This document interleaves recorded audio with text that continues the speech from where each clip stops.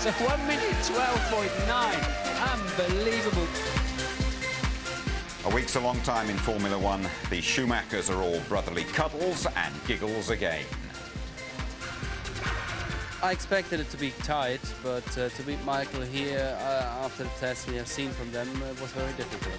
It is good for him to have his first pole position on his birthday.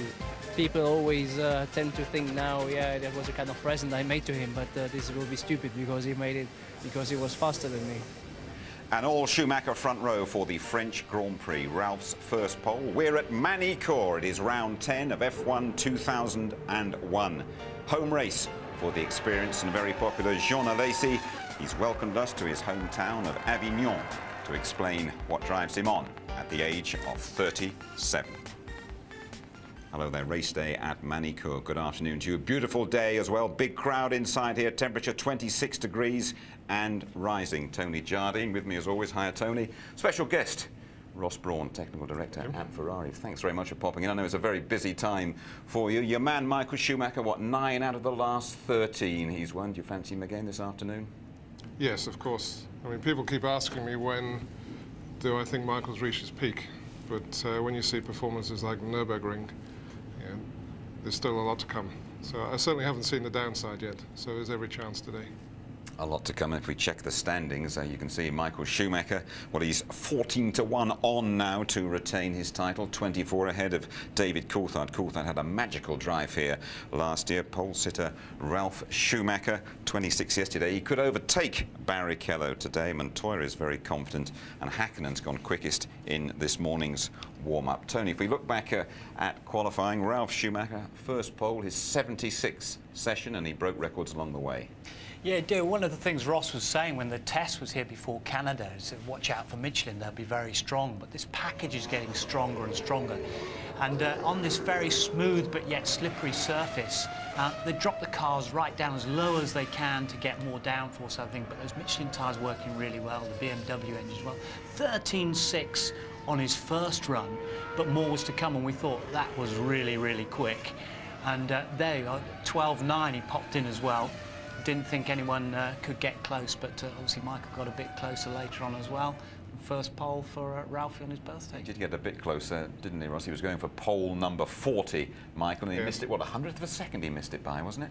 Yeah, it was a little bit of a frustrating qualifying, and I'm sure everyone has the same story, but the second but last run, Jarno truly got mixed up with him, and I came on the radio at the wrong time when he was in the middle of the corner. Our telemetry system was giving me some bad information, so I kind of helped spoil his last but one lap, and then the third one he just didn't quite get it together. But yeah, 100th, it was very close. What did you say to him on the radio then when you came in at the wrong time? Well, it's what he said to me on the radio afterwards. It was not for broadcast, that's for sure. Right, what's a right time and what's a wrong time to go on the radio then? Well, we try and pick the straights. And what we do with Michael is after the second sector time, we give him some information on whether he's quickest, so he knows how hard to push in that last sector. And we didn't have very good television coverage, so we weren't quite sure where he was on the track, and I was looking at our telemetry, which should tell us. Okay. And there was a bit of a lag in the telemetry, so in fact I spoke to him just as he was coming through the fast chicane, and he didn't appreciate that very much. Okay, well thanks for explaining that. David Coulthard was lagging a bit, wasn't he, Tony, until a late dash onto the second row. Yeah, I mean, they say, OK, we're a little bit closer, but it's really not good enough for McLaren, and they are having their problems with qualifying performances. David did come across on his third run some gravel thrown onto the track by another car, and he said that would have definitely been my fastest run. They say they know what they've got to do. We've got to go away and do it, and we suspect they'll be a bit closer to Ross's boys by Silverstone. Well, you shouted in Michael's ear, and that didn't help him too much. What happened to your other man, Rubens Barrichello? Worst qualifying. What is it, 14 races since Spa? Yes, it's not a happy day. We came here with a new tyre, a new Bridgestone. After the test, it was clear we weren't competitive enough. So Bridgestone brought a new compound, and Rubens wasn't sure about it. He wasn't completely happy with it. So in fact, he started yesterday morning with the old tyre, and then at the last minute decided to go with the new tyre. And he didn't get the car right for qualifying. We just didn't have enough time to get the car balance correct. But he's much happier this morning. He's quite pleased with the car this morning. So if he can get a good run in the race, I think he'll be very competitive this afternoon. Let's just talk about Michael and his relationship with younger brother Ralph. Are you starting to feel a little bit sorry for him, perhaps, that everybody now seems to be focusing in on that? Well, it's good media. I mean, they're two competitive racing drivers. Undoubtedly, being brothers, that has a bit of an influence over their races. You know, they're racing against each other. They're not going to push it. It's not going to be a do-or-die effort from either of them. So it has a bit of influence, and it's good media.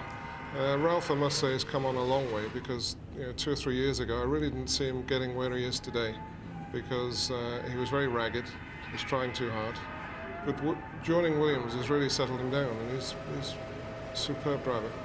Well, we just saw last week's race. This is here last year, and Michael doing a number on David Coulthard. Are you absolutely happy with the way he starts races? It's tough. I mean, I'll say I support my driver totally. So you're not going to get anything out of me to say that it's not. But it's tough tactics, I agree. Bullying tactics? Very strong, very strong. But the guys at the front are very strong.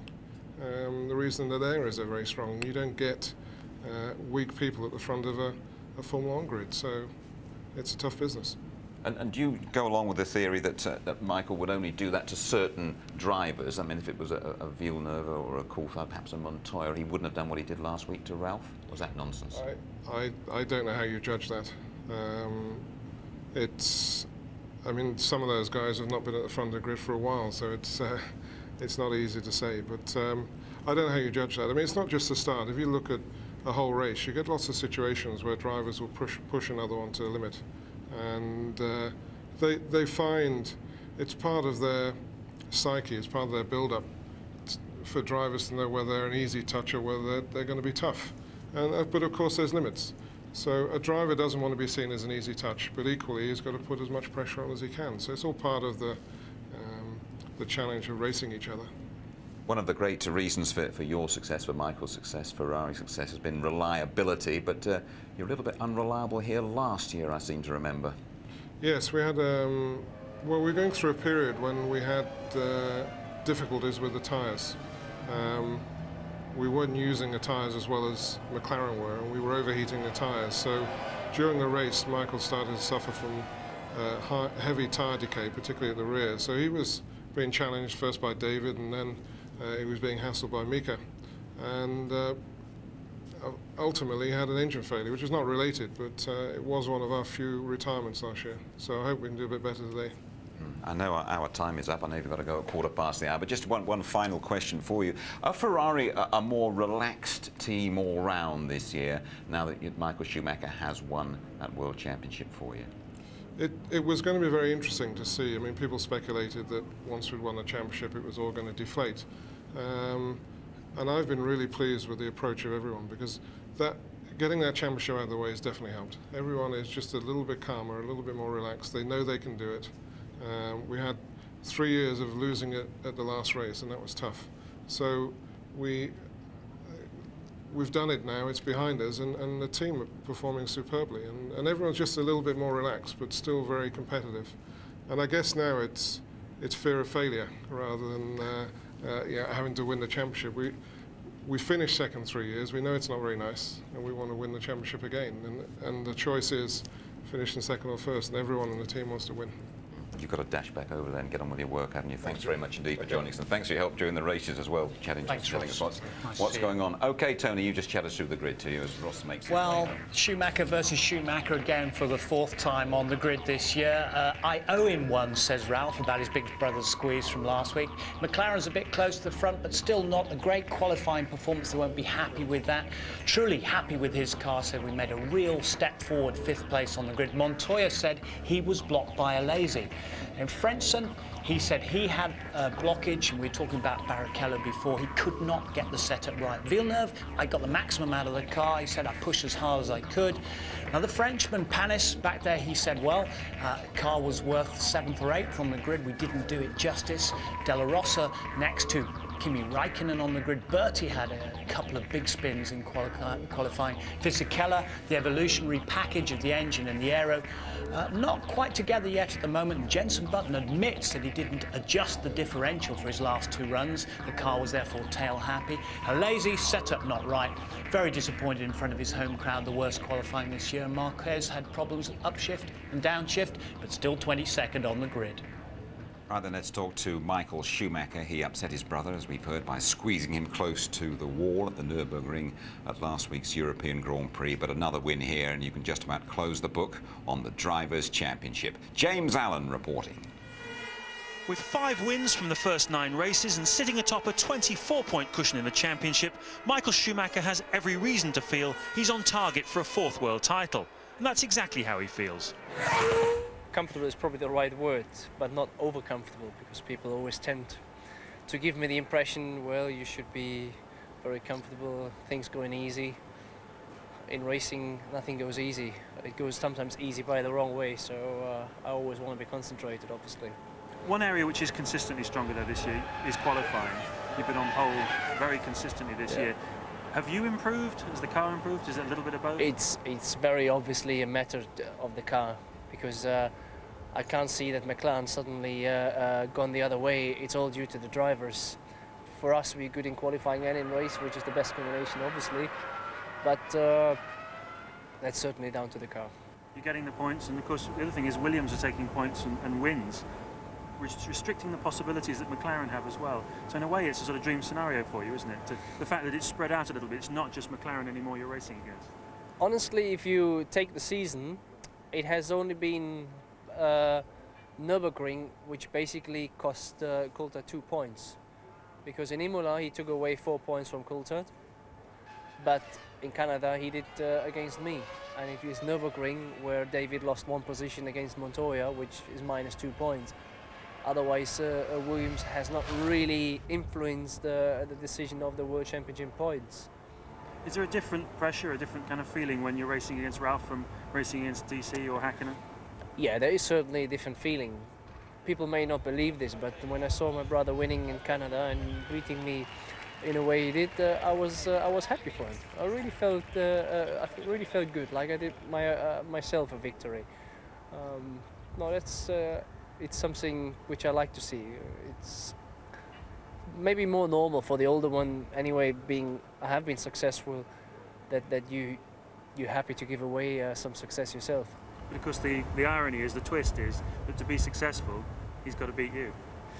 Well, yeah, but that's a good challenge for him, isn't it? It's a good challenge as well for David Coulthard, because just like last year, he comes here knowing he can't let Michael Schumacher increase his lead. Coulthard 24 points adrift as things stand, but at least he's close to the sharp end of the grid. Kevin Piper reporting. It wasn't the ideal outcome, not with the brothers Schumacher grabbing the front row headlines, but in the circumstances, David Coulthard's late rush to 3rd place on the grid represents a good day's work. I think we've taken a step forward from Nürburgring in terms of qualifying pace, which I hope will mean we're a bit closer in race trim.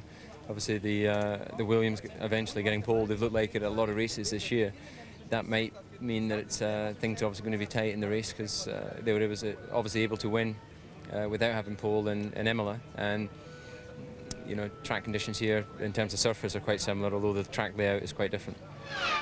If Coulthard seems a touch subdued, he can take heart from his performance here in France last year. This move on Schumacher Senior, the highlight of a brilliant win. I wouldn't want to meet him this afternoon anywhere. Coulthard really in super aggressive mode. With Michael Schumacher going on to retire, Coulthard's victory put him back into contention for the title 12 months ago.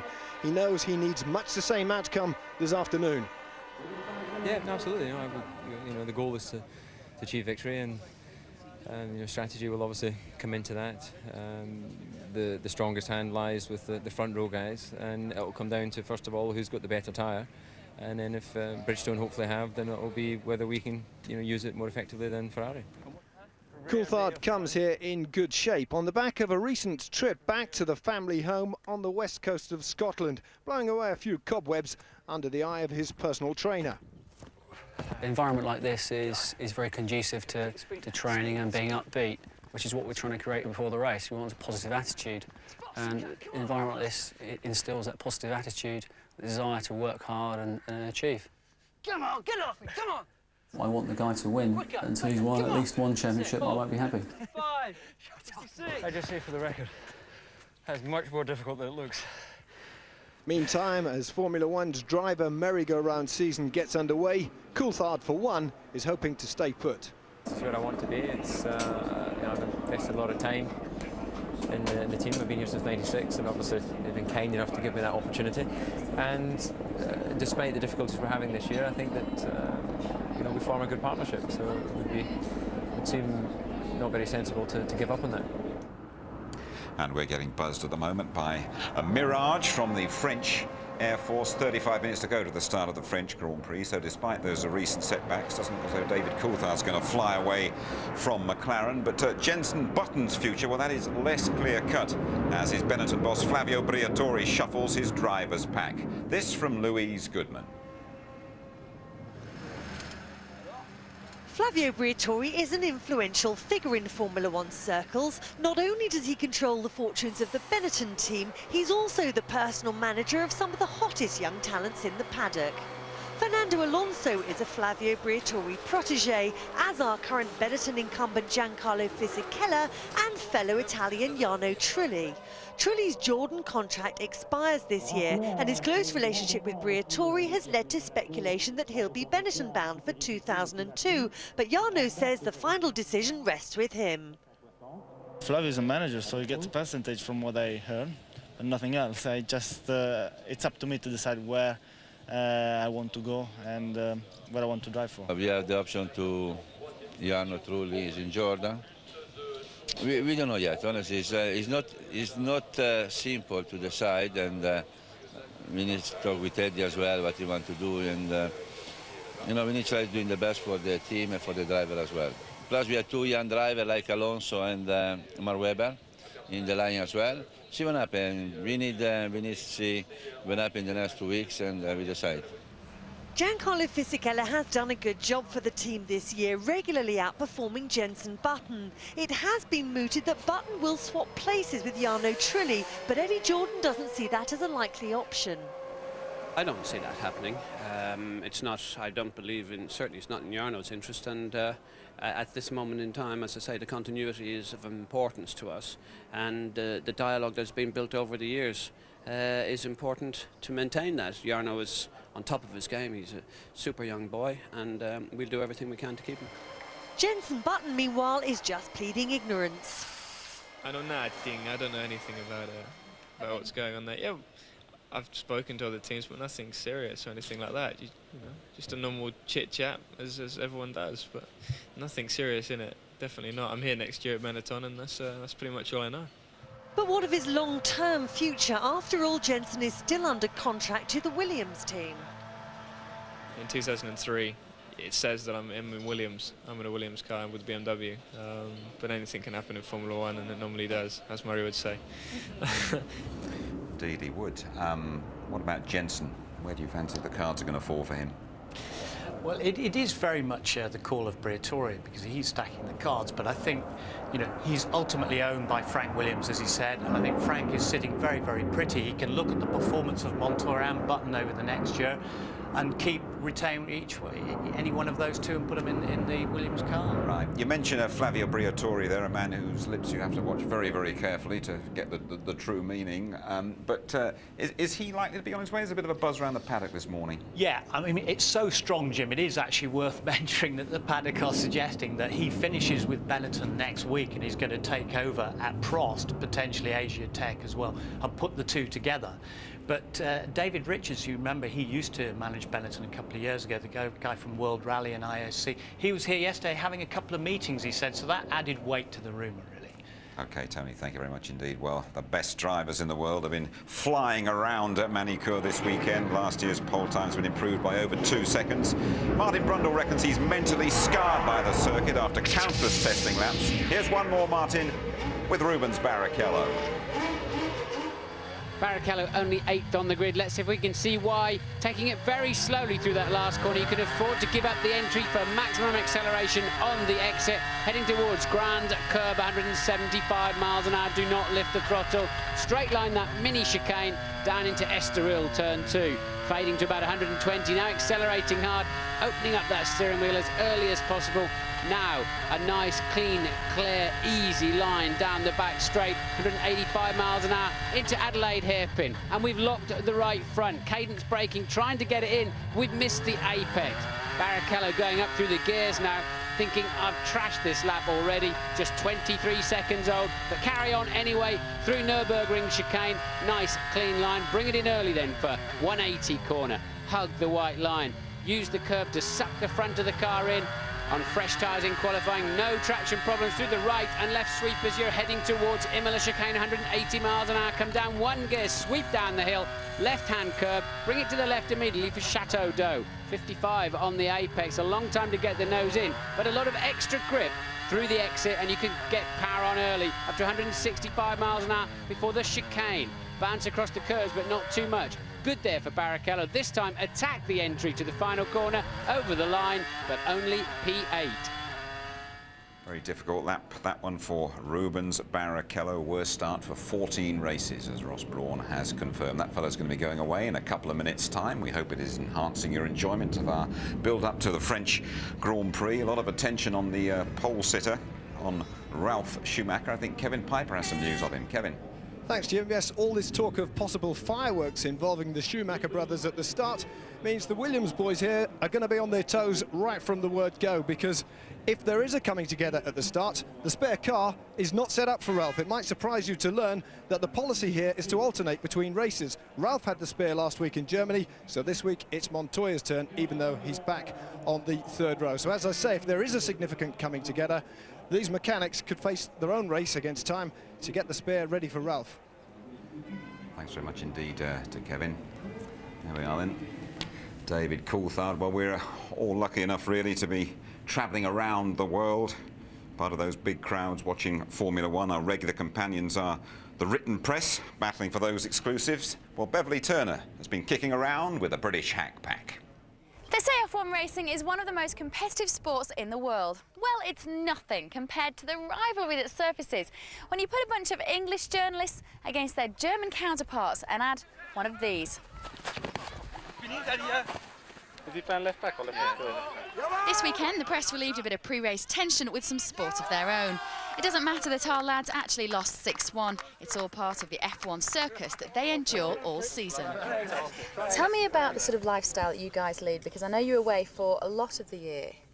Is it always fun, or is it often really hard? It's a combination of both. We do have fun, we make fun, but you're away from home for so long. It would get very tedious if we didn't try and amuse ourselves in some way, because it is a marriage-threatening kind of lifestyle where you have no real social life at home, because we travel so often. From Monaco to Melbourne, the gruelling F1 season unfolds in front of an audience of billions, taking in 15 countries and 5 continents over 32 weeks. That's 224 days. The British press spend most of that time immersed in the world of F1, bringing the stories to you at home and getting inside the minds of the drivers. It's a relationship that works surprisingly well. It's one of the best seats in the house. You know which segment of the British press you could trust with an off-the-record comment, and you know the ones that you wouldn't entertain, you know, preferably at sort of double arm's length would be the preferred distance, but we're all different, and in the same way that they probably like some drivers and don't like others, then that's just human nature. Do the journalists on the F1 circuit, would you say they have a hard life? They're taking the if they say that. If they say they do, they swan over business class, get lifted to the circuit by Jaguar or Mercedes or whoever, and then they sit in the press room and all they do is copy the press releases. I think that's him being controversial. I do his column in the Sun newspaper, and he's always got something to say. That's why we use him. I mean, he's great, and he'll wind people up as well. Now, we saw you at the football. Is that normal on these sort of trips? Do you get to do more? No, this is one of the more relaxed ones. Although these days, with everything being so high-tech, the drivers are in briefings hour upon hour, that you do spend a lot of time waiting around, or you have to have interviews planned. And then as a way of relaxing after a long day, then various fixtures are set up. Like all of us at the end of a hard day, our British journalists abroad like to relax with a few drinks and a bite to eat. And tonight it's courtesy of Mercedes-Benz. Our team is British and German, as you know, and so we take care of the British as good as we can. And otherwise, I have a personal relationship to many of these journalists from Fleet Street and whatsoever, and we really like to entertain them because they are a funny bunch of people. What are you working on for Monday's paper? Well, Monday will be the race, and hopefully we can have a bit more controversy between the Schumacher brothers. They're both on the front row of the grid, and Ralph has already said that he'll do the same move on Michael given the chance, so let's hope he does. Brilliant. Thanks, Tom. Pleasure. And they're already the snappers to capture the start of the French Grand Prix in just under half an hour's time. Over 100,000 here at Manicourt. It is race 10 of the championship. Next, though, we're at home with Jean Alesi, a man in love with racing, and home is Avignon. Avignon was Italy. That's why the Pope was living here. And on the other side of Avignon, it was France. So when you want to have a good luck, you need to sing a song. When you cross the bridge. Sur le pont d'Avignon, on y danse, on y danse. Sur le pont d'Avignon, on y danse tous en rond.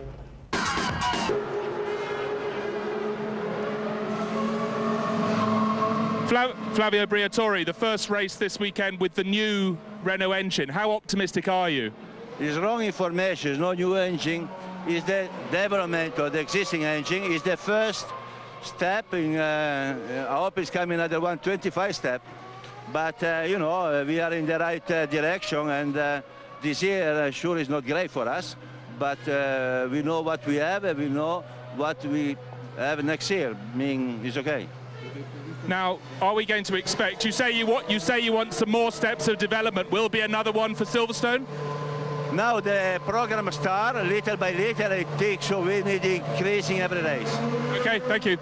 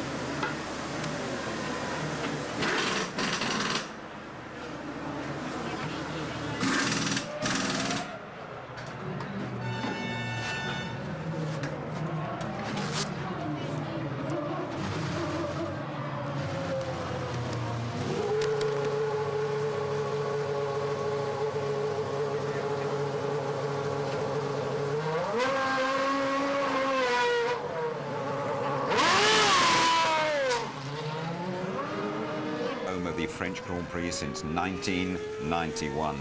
This fella, Jean Alesi, had already spent a couple of years in Formula One by then. Now, aged 37, he's the most experienced pilot of the lot. 193 races, just one win in a Ferrari at Montreal 6 years ago. He loves his job. He's got a great relationship with the fans. He battles on despite meagre pickings at Prost. Well, Jean Alesi invited Louise Goodman to experience his lifestyle away from the hurly-burly of ducking and diving for points at a race weekend.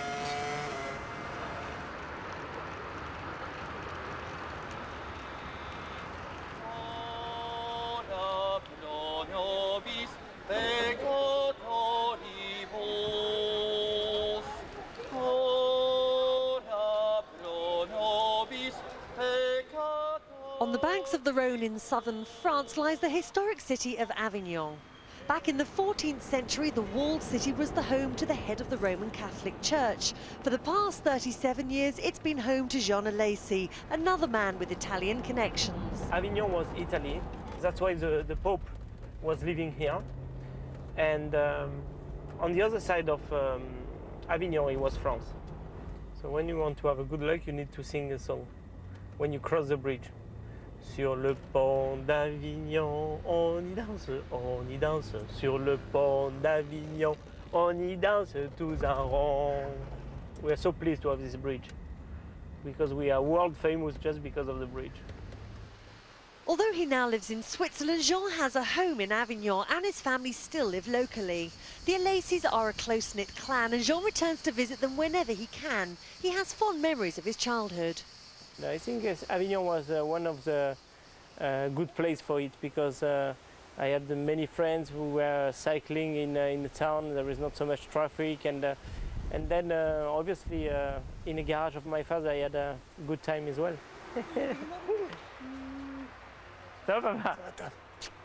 My parents are from Sicily and they arrived in Avignon in 1959. So slowly we grew up here. When I said we, because my father was just a body worker, and slowly he built the carrosserie, and we are really proud of that because he showed us with just the work you can go everywhere. My mother was helping my father, so they worked together, and when we were coming back from the school, we were spending the time in the carrosserie, and it was great. I had my karting, I had all the toys to play with. Since the early days of his racing career, Jean has always celebrated his victories at the local cafe. His successes have been a source of much pride to the locals.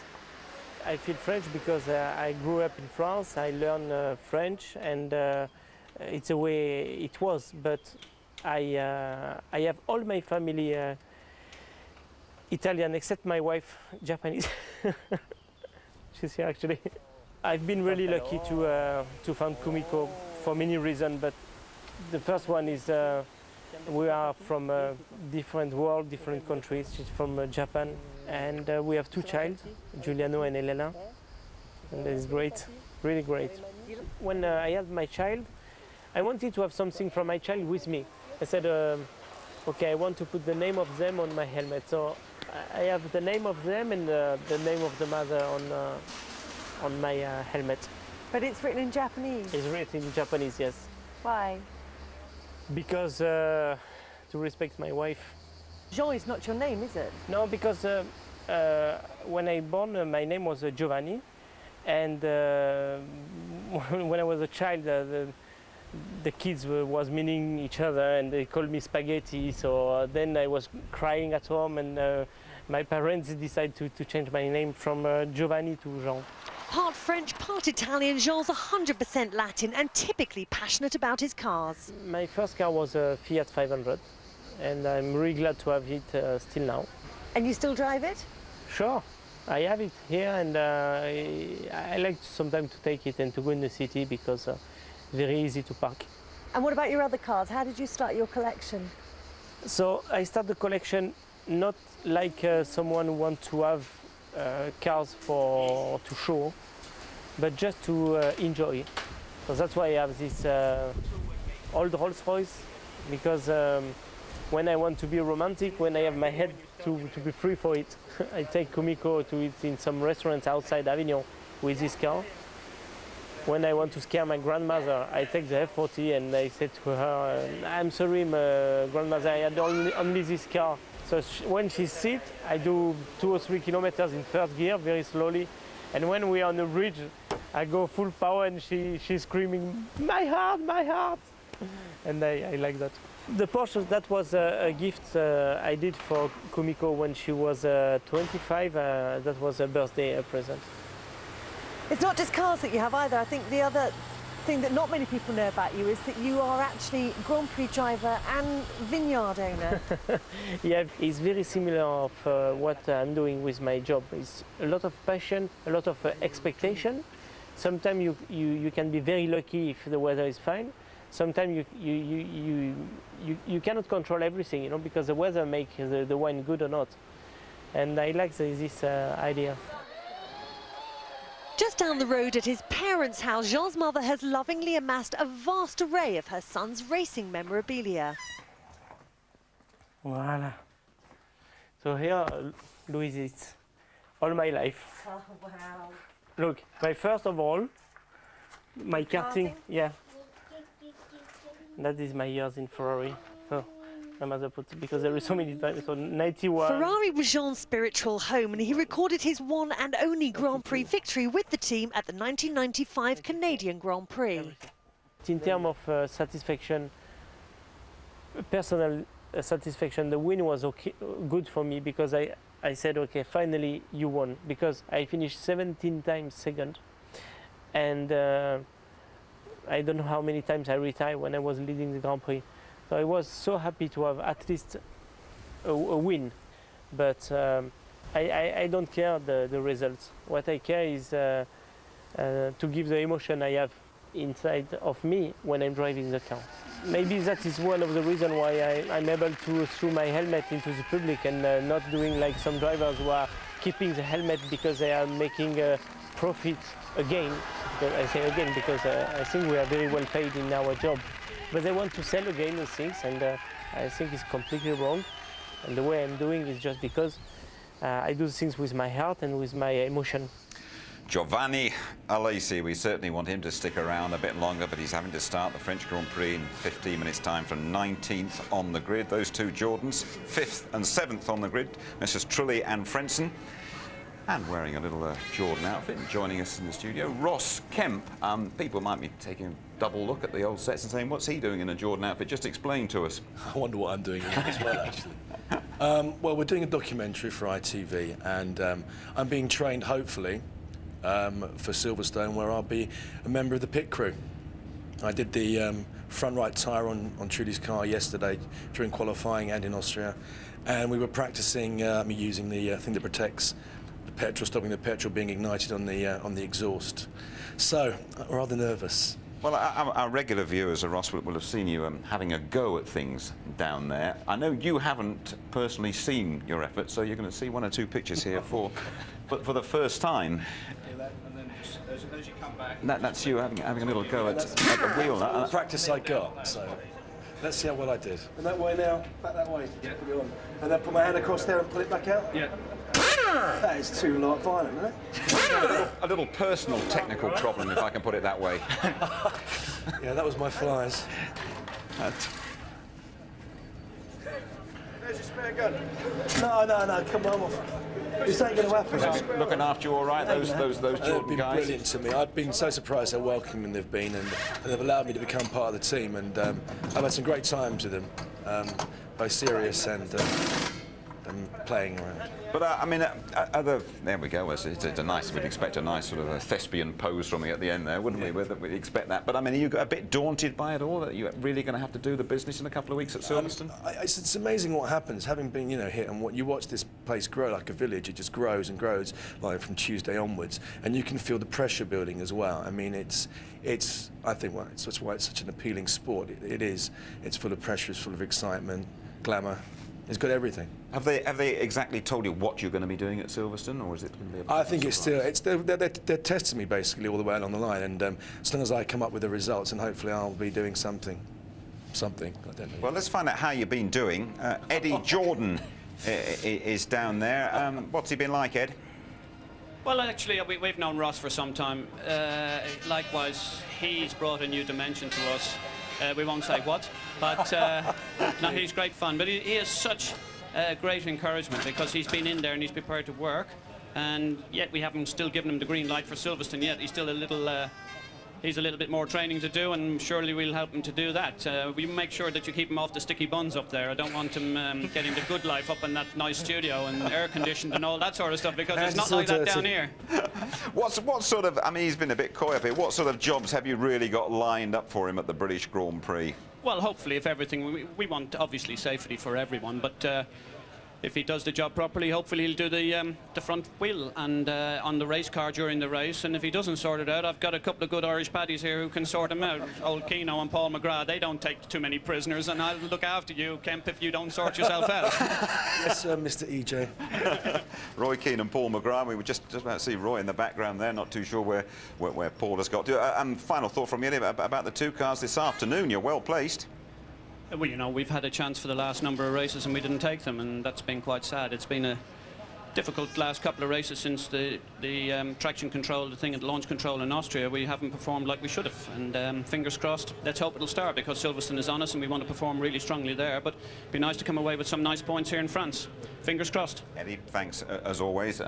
Job this afternoon for you then? You've got to crash over, you've got the gear on? Yeah, I'm on Heinz's front right tyre, so I'll give you a wave, Jim. We will do. Good. And listen, good luck in a couple of weeks. We'll see you in a couple of weeks, and just keep yourself properly dressed when you're at Silverstone. I'm a nervous boy. I'm a very nervous Everyone's watching. Okay, Ross, thank you very much indeed. Okay, Silverstone next in a couple of weeks. We actually got a little competition for you that we've thought out. Of course, it's Murray Walker's last Silverstone commentary, and we're wondering about a few banners that you might have sorted out for Murray. In fact, we're going to award a prize for the best banner. I understand 1 or 2 tickets are still available, and we will give a special signed Murray Walker print and awarded on the day, on qualifying and on the race day itself.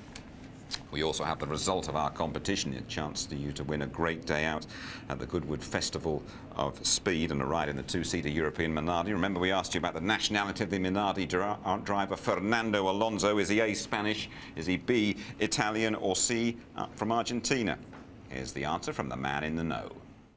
Hey, I'm Fernando Alonso from Minardi. I'm born in Oviedo. The correct answer is A, Spanish. Have a good time in Goodwood. These two are going to have a decent time at Goodwood. Nick Steadman from Buckingham and Barry Smith from Plymouth. Well done, Nick. Well done, Barry. You both get a ride in that 2-seater Minardi. And I should just point you towards a special show covering the best of the Goodwood Festival of the Speed. The highlights after our qualifying session at the British Grand Prix. We start that at 12:30 a week on Saturday, and that show at 2:30. Well, Ralf Schumacher, he's waited quite a while for his first pole position. Let's go live to Louise Goodman. Yeah, they've made a few changes down here, Jim. Now, this is where the drivers used to exit the pit lane. As you can see, it leads on the main straight it leads onto the circuit right at the end of the main pit straight. Now, that was deemed to be a bit dangerous, so this new section has been built. It follows the line of the track around the outside of the first corner and rejoins it at turn 2 instead. Now, it's met with mixed opinions from the drivers. Some like it and some don't. We had a lot of pit lane exit controversy last weekend at the Nürburgring. Let's hope all goes well here this weekend. Thank you, Louise. Temperature rising 27 degrees air temperature. It is 46 degrees on the track. Just under 10 minutes to go to the start of the French Grand Prix. Well, Mika Häkkinen has gone pretty well in warm-up. Had a miserable season so far. He's never actually won in France. Will it be his turn at last? Michael Schumacher squeezed David Coulthard at the start last year, and this time younger brother Ralph has the advantage of pole. Is it payback time? Right behind the Schumachers, David Coulthard really needing a burst of his special manicure magic. Then the Jordans that Eddie was talking about, Trulli and Frentzen, Sandwich, Montoya. It is full speed ahead then for the French Grand Prix.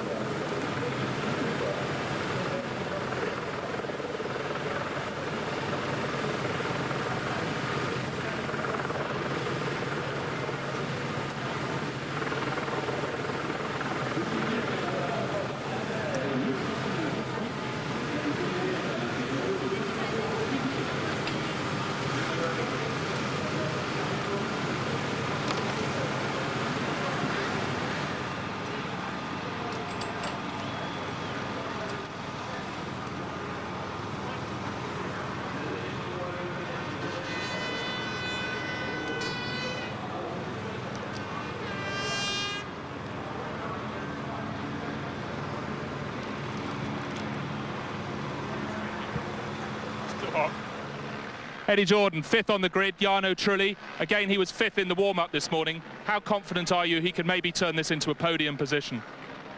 I want to finish first, then I want to get some points. Podium would be a real bonus, but you know, France has been lucky to us before. We won here a couple of years ago. Fingers crossed. Hopefully it'll repeat itself. It'd be nice.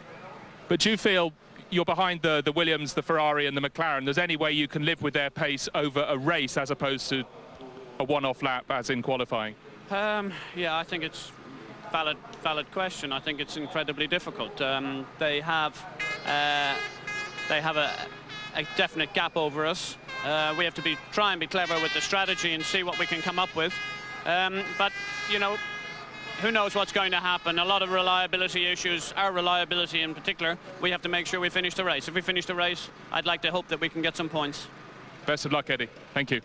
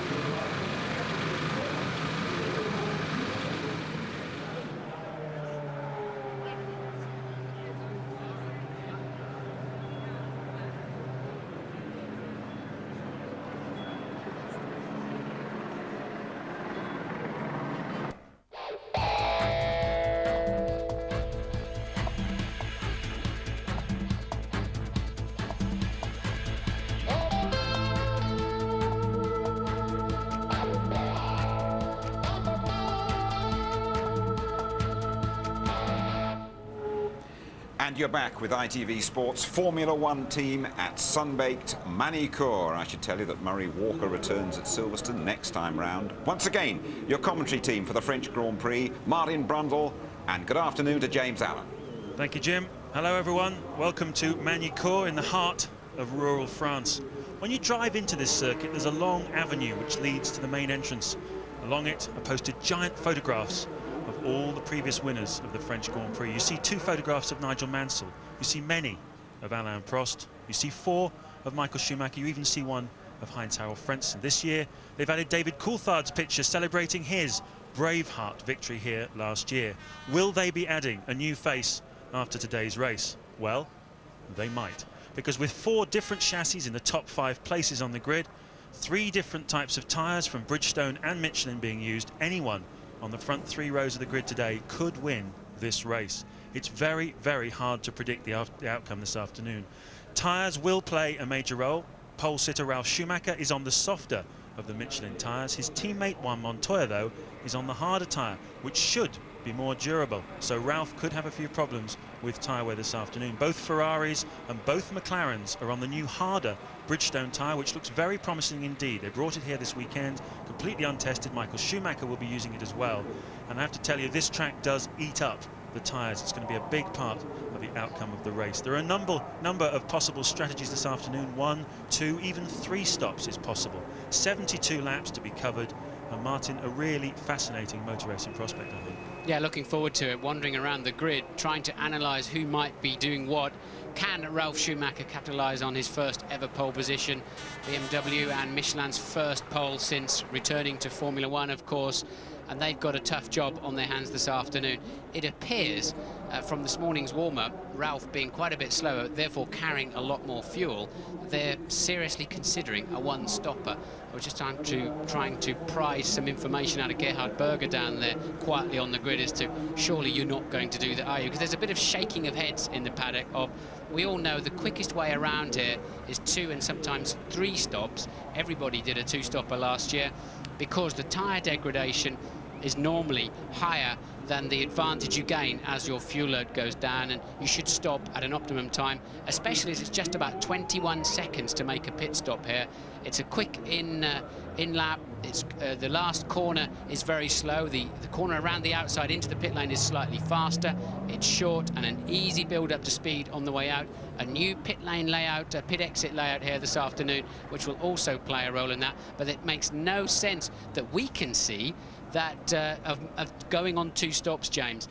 But maybe Michelin, maybe Williams know something that we clearly don't at this time. Yeah, we're just taking a look at the grid order there, and you could see that the first front four rows are separated by less than a second. It's been one of the closest qualifying sessions I can remember for a long time. McLaren were up there as well, just 0.2 of a second off the pace. So don't rule out either David Coulthard or Mika Häkkinen from this equation. But interestingly enough, as we look there at Jos Verstappen in the arrows, and there's your pole sitter, Ralf Schumacher. He opted yesterday, Martin, to go with his softer Michelin tyre because he wanted the qualifying advantage. I believe from the Michelin people it's about 0.6 of a second, the advantage between the hard and soft, so he went for it. But interestingly, Juan Montoya, his teammate, was 0.6 of a second slower than him on the hard tyre. So you have to imagine he might have been right up there himself if he'd gone with the soft tyre. But equally, Montoya yesterday very bullish after qualifying, believes he's on the right tyre for the race, believes Ralf is on the wrong one. Yes, those two red lights you can see, that is the start of the countdown procedure as they move into the final part of the overall start procedure. That's an acknowledgement to the team. So if you're wondering why those lights are gradually scaling down, of course they're the same lights that will be used later on for the start itself. But of course the big thing then, if those two Schumacher brothers that you can see in your screen now are going to have a big ding-dong battle this afternoon. If Ralf is heavier on fuel, Michael will know he has to get in front before or during turn 3 down at the hairpin, because if Ralf is on a one-stopper, he can spoil everybody's afternoon by holding them up so they lose the sort of 22-second advantage we know there to be in stopping twice during this race. So Ralf then on very used tyres there we saw, and Häkkinen then has lost the engine. Häkkinen will start this Grand Prix from the back of the grid. Mika Häkkinen once again on the parade lap has stalled his car. Of course, remember back in Brazil, he stalled it actually at the start, so it's not been a good season for getting away off the grid for Mika Häkkinen. I don't know what's going on there. Mechanics furiously working on the car, and Mika Häkkinen, before this race has even begun, has put himself right out of contention. Now, will they be able to get that car off the grid in time, Martin? I think they should get it easily started up in time, James. Yeah, it's quite a slow lap, this early lap, so he'll easily catch the back of the pack. He's got to be round there before the light procedure commences. Otherwise, under the regulations, you must go in the pit lane. How on earth do you know that before you turn the final corner when you've already missed the pit entry? Anyway, I've never really been quite sure. But wife area there looking suitably horrified, and that McLaren will not start for whatever reason.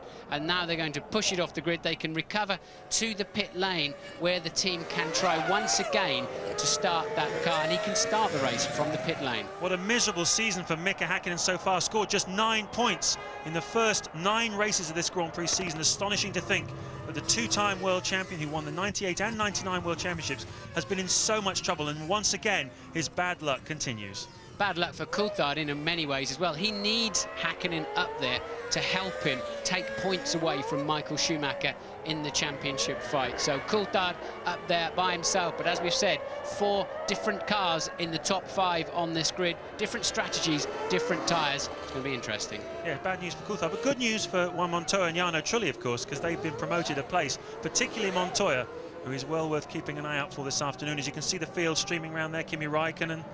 There you can see the 2 Benettons. We understand that the Jaguar of Pedro de la Rosa has had some problems on the parade lap as well. We might see him pulling over in a second as they come up to form on the grid. And of course, we'll see the 5 lights turn to red and then go out again. Well, we saw Ralf Schumacher in the press conference after qualifying yesterday, and there is de la Rosa's stranded Jaguar Cosworth.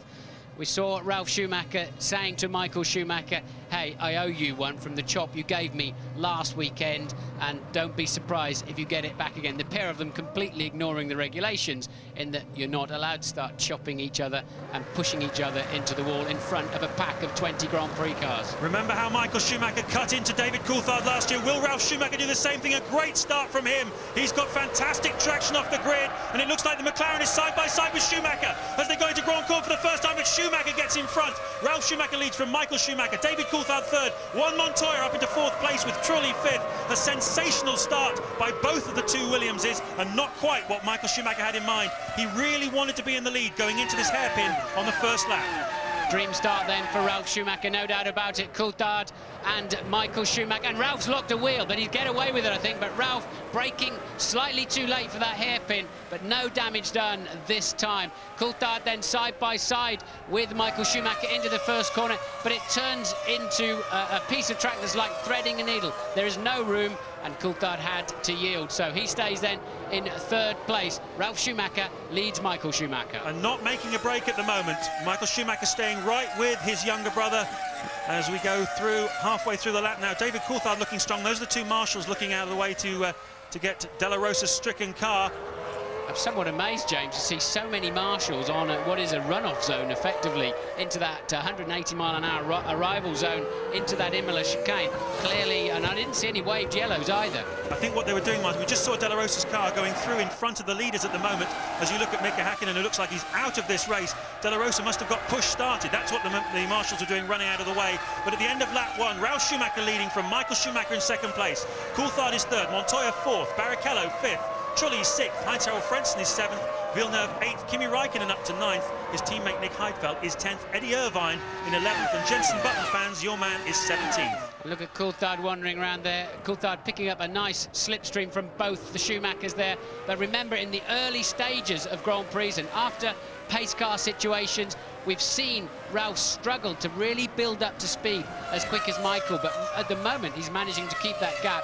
As soon as we can pick up a flying lap time, of course it was from a standing start last time around, now if we can pick up a flying lap time, we'll see if Ralf is in the 1:16s, and that's Ron Dennis, who's obviously been down to try to understand why one of his cars could not start the race. Ron Dennis yesterday holding a press conference was bombarded with questions from the journalists about what is going on with Mika Häkkinen this season. Is he having a dip of form? Is Ron Dennis going to stick with him for next season? What is going on? Everybody's waiting to see whether Häkkinen is going to sign up for a 10th year with the McLaren team, which of course would make it an all-time record, one driver with one team, but certainly getting nothing whatsoever out of the French Grand Prix this year as Ralf Schumacher goes through to begin the third lap, and the man on the move at the moment is Rubens Barrichello, pressing hard in 5th place. Yes, Barrichello started this Grand Prix in 8th, so he leapfrogged both Jordans in the first 1 or 2 corners of the lap. We've yet to see a replay, unfortunately, of the start. I hope we're going to cut away to that if the French director will allow us to. But Barrichello then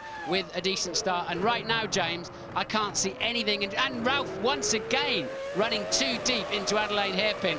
But I can't see anything. Here we go. Here's yes, we can see that Frentzen was very slow away anyway with the 2 yellow cars. There is Coulthard and Michael Schumacher. Coulthard running out of space, had to get out of the throttle, and I'm assuming then Barrichello in the 2nd Ferrari, you can see him currently in 6th place, must nail that Jordan on the way down to the hairpin. But just to finish what I was saying, James, there's nothing out there at the moment. Look, Ralf Schumacher fastest lap last time around.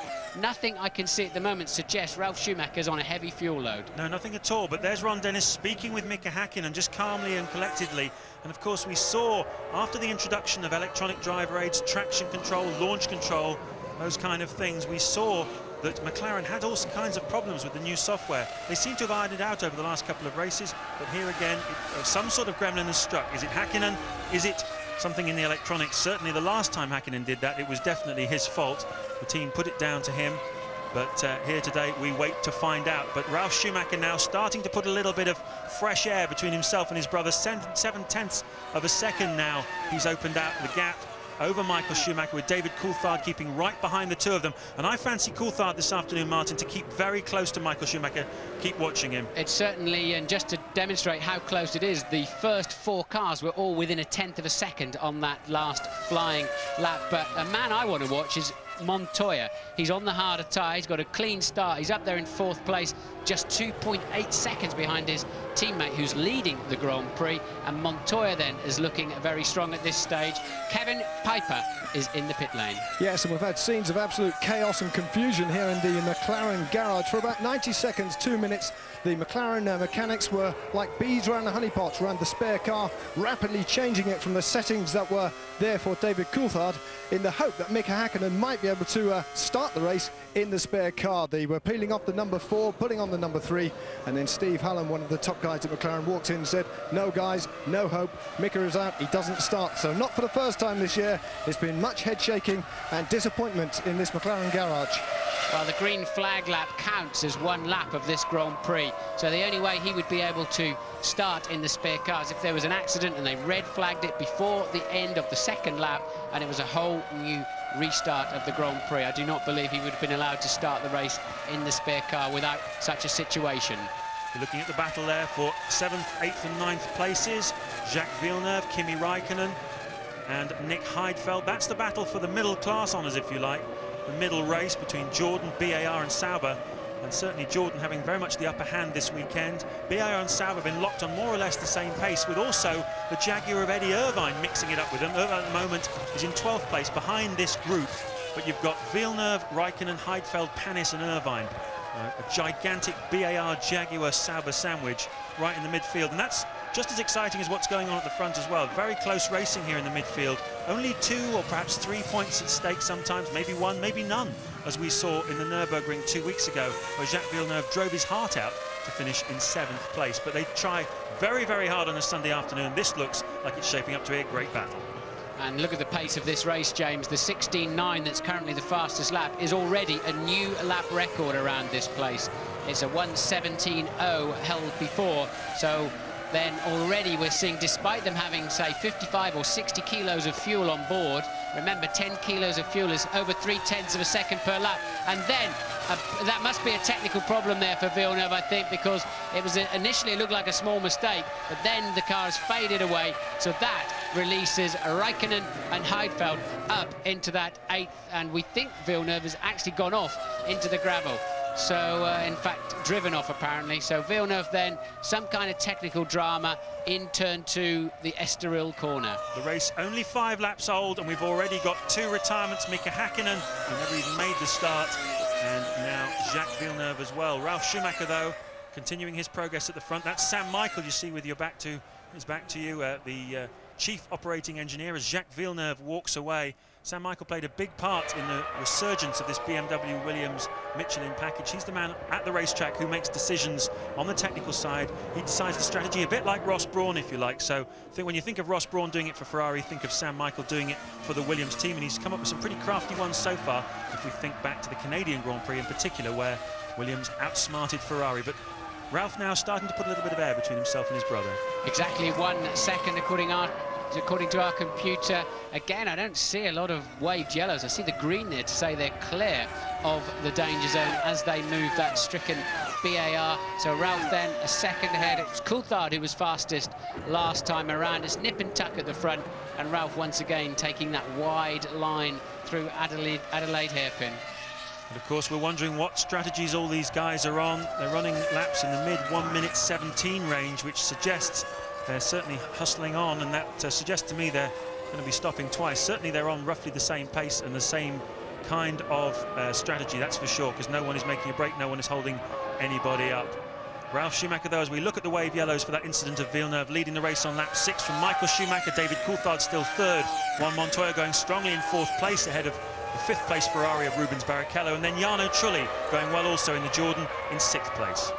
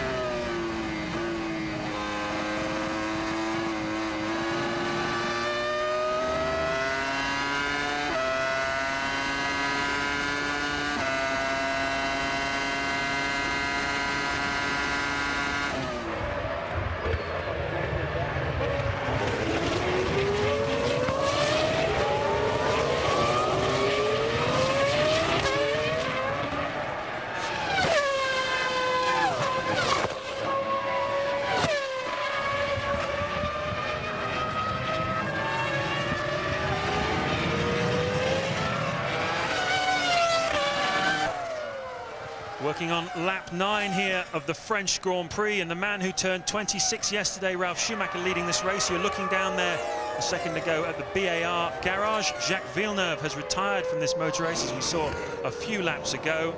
He is the first retirement of the race proper. Mika Häkkinen, of course, retiring before the race even started. Michael Schumacher dropping back more and more each lap now. On that particular lap, he was 0.4 of a second slower than his younger brother. He's now 1.4 seconds behind, with David Coulthard keeping in touch. Montoya also keeping in touch. They're all watching each other, playing a game of cat and mouse. And that beautiful shot there, aerial shot from the helicopter of the BMW Williams, and the BMW pushing that car along the straights like nobody's business. All weekend we've seen them 8 or 9 kilometers an hour faster down the straights than the Ferraris and the McLaren Mercedes. And looking now at Heinz-Harald Frentzen battling with Kimi Räikkönen, the resurgent young 21-year-old Finnish driver who is currently in 8th place. And the Brits then, 3rd for Coulthard, Irvine in 11th, still chasing Panis very hard. Jenson Button 15th ahead of teammate Fisichella, who's 16th. So a moderate afternoon so far. Coulthard desperately needing to stay in touch with Michael Schumacher, his championship contender, in front of him. But a double-edged sword for McLaren today, with Häkkinen not starting this race, is of course Williams are just 16 points behind them in the Constructors' World Championship. And Ralf himself is a mere 19 points behind David Coulthard, who's 2nd in the World Championship. So with a lot of points to play for this year, and the kind of performance we've seen from Ralf and his Williams of recent times, Ralf suddenly bringing himself right into contention.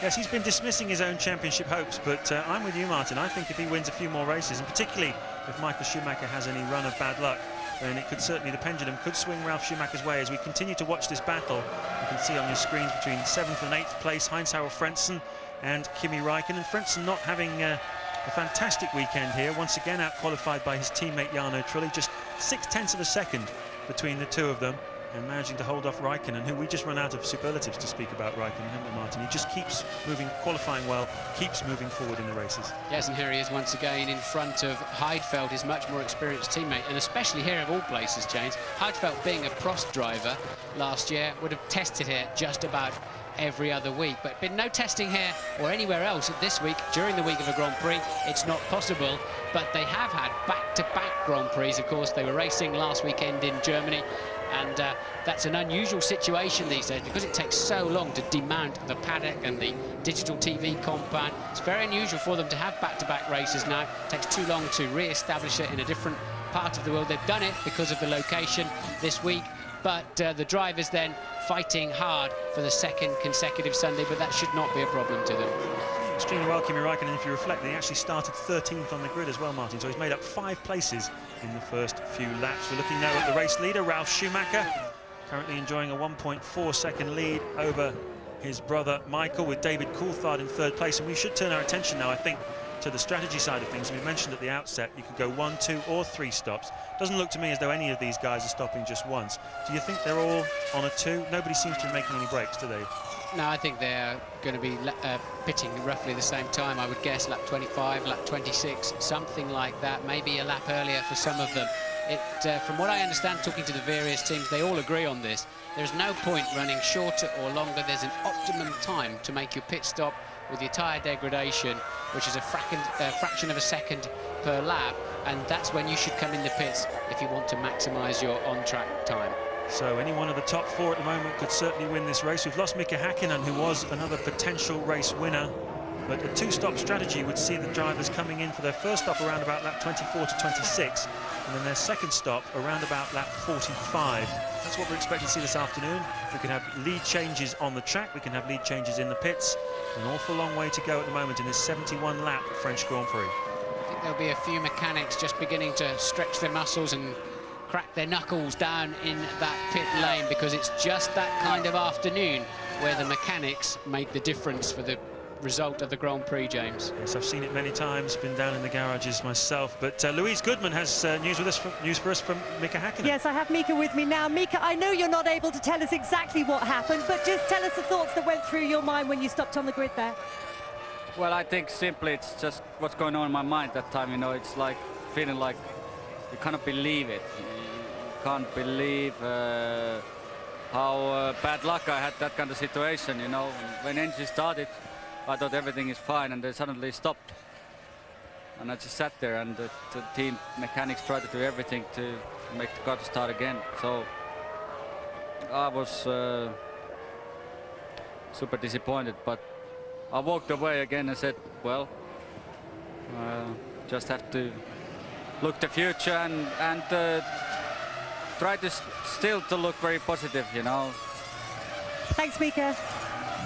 Yeah, I mean, it's tough, isn't it? And especially after such a disappointment, the adrenaline was getting ready to boil up, and all of a sudden it just falls completely flat on you. Good of Mika to talk to Louise in that situation. Quite clearly doesn't want to have to explain what exactly went wrong. He can't explain why probably at this time. It'll need looking at through the data acquisition on the car. But Mika Häkkinen then out of this Grand Prix, and he remains on 9 World Championship points only. After 10 races it will be at the end of this one. Michael Schumacher though setting a new lap record, a 1:16.848, just closing the gap just a little bit to his brother Ralph, who still leads. That's Rubens Barrichello, who's still in 5th place with Juan Montoya. There he is in 4th place just ahead of him, and also a man worth watching. But let's just talk about this brotherly love thing, Martin, between Ralf Schumacher and Michael Schumacher. Obviously, a little bit of a fallout after the Nürburgring race, where we initially thought as we left the circuit on the Sunday night, it was because Ralf felt Michael had tried to push him into the wall off the start line. But now they're trying to make us believe that, in fact, it was just Ralf was upset at the stop-and-go penalty he received, and both brothers saying nothing between us, we're as close as we've ever been. What's your spin on it? Well, the Schumacher brothers are now a worldwide brand, aren't they? And of course, everybody's going to want to try and get a Jemmy bar between the pair of them and understand what they really do tell each other when they're laying on the beach in the winter or whatever. Do they talk tyres? Do they talk team personnel? How much do they really tell each other? And how long then? How long will Michael Schumacher carry on saying, look, hey, I don't mind finishing second if my brother wins the race? And I don't believe that. It's going to be, in my experience of Formula One, impossible for these two Schumachers to end up or remain very close through what is going to... They're both now nailed to their teams. They're both now nailed to their teams for another 2 or 3 years. We're going to see a lot of head-to-head action. And Louise is with Jacques Villeneuve. I am indeed, Martin. Jacques, any ideas what stopped you? Electrical. I'm not sure what happened, but suddenly it switched off. We saw you looking down into the cockpit. Were you hopeful that you could rectify the problem, or were you just trying to work out what it was? Well, I was wondering if there was any button I could press that would do something, but no, the car just switched off. Bad luck, thanks. Sounds like he was looking for the ejector seat there. He sounds pretty unhappy about all of that. It's not been a great season for Jacques Villeneuve, that's for sure. And Frentzen then continues to be under pressure from 8th place man, Kimi Räikkönen. Yeah, Jacques Villeneuve's not scored any points for 3 races. And that's an awful long time for the 1997 world champion, but these two going at it hammer and tongs, because of course, although they're only in 7th and 8th place at the moment, we're still only on lap 16, an awful long way to go, and they could well end up with points at the end of the day if they keep pressing on. Where did Räikkönen go?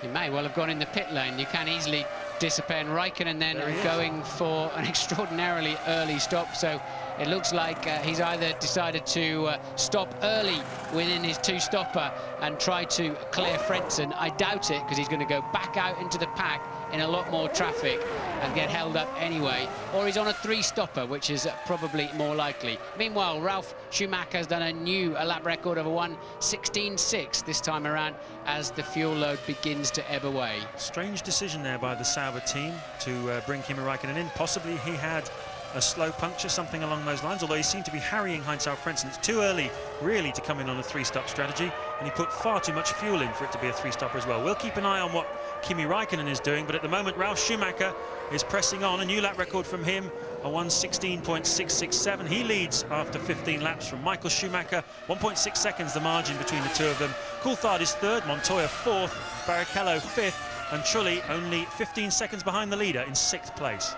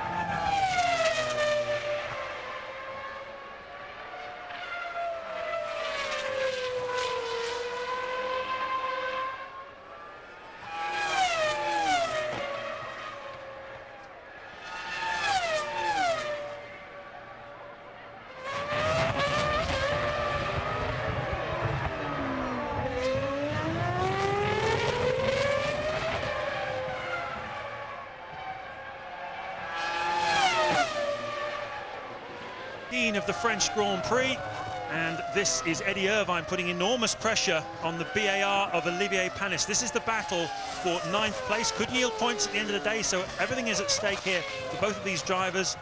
They're fighting tooth and nail at the moment. Irvine has been much quicker than Panis through the final stages of the lap, and chucking the car all over the place in his attempts to get past the British-American racing car. Amazingly, that's Enrique Bernoldi pulling off in the Arrows Asia Tech. He was down in 13th place, but looks like his race is run. But this is the battle, as I say, between Panis and Irvine. Panis yet never scored points, would you believe, in the French Grand Prix, his home Grand Prix in all those years, as we look at the timing stand of Jaguar. And once again, you can see that Eddie Irvine has lost ground through that first corner, so Panis able to use the Honda power, but Ralf Schumacher pulling out yet more of a margin, more speed, a 1:16.585, and he's certainly belying all the comments we made about those Michelin soft tyres. At the moment he's finding more and more speed and more grip from them, Martin. He did. Gerhard Berger was saying to me he didn't believe there was much time difference actually between the soft and the hard that his two drivers are on, but he said, I'm really not at all sure about the durability, but they're on their 20th lap and so far they're looking pretty durable. Another 6 or 7 and we're expecting them in for a pit stop, so no dramas at all then for Ralf Schumacher.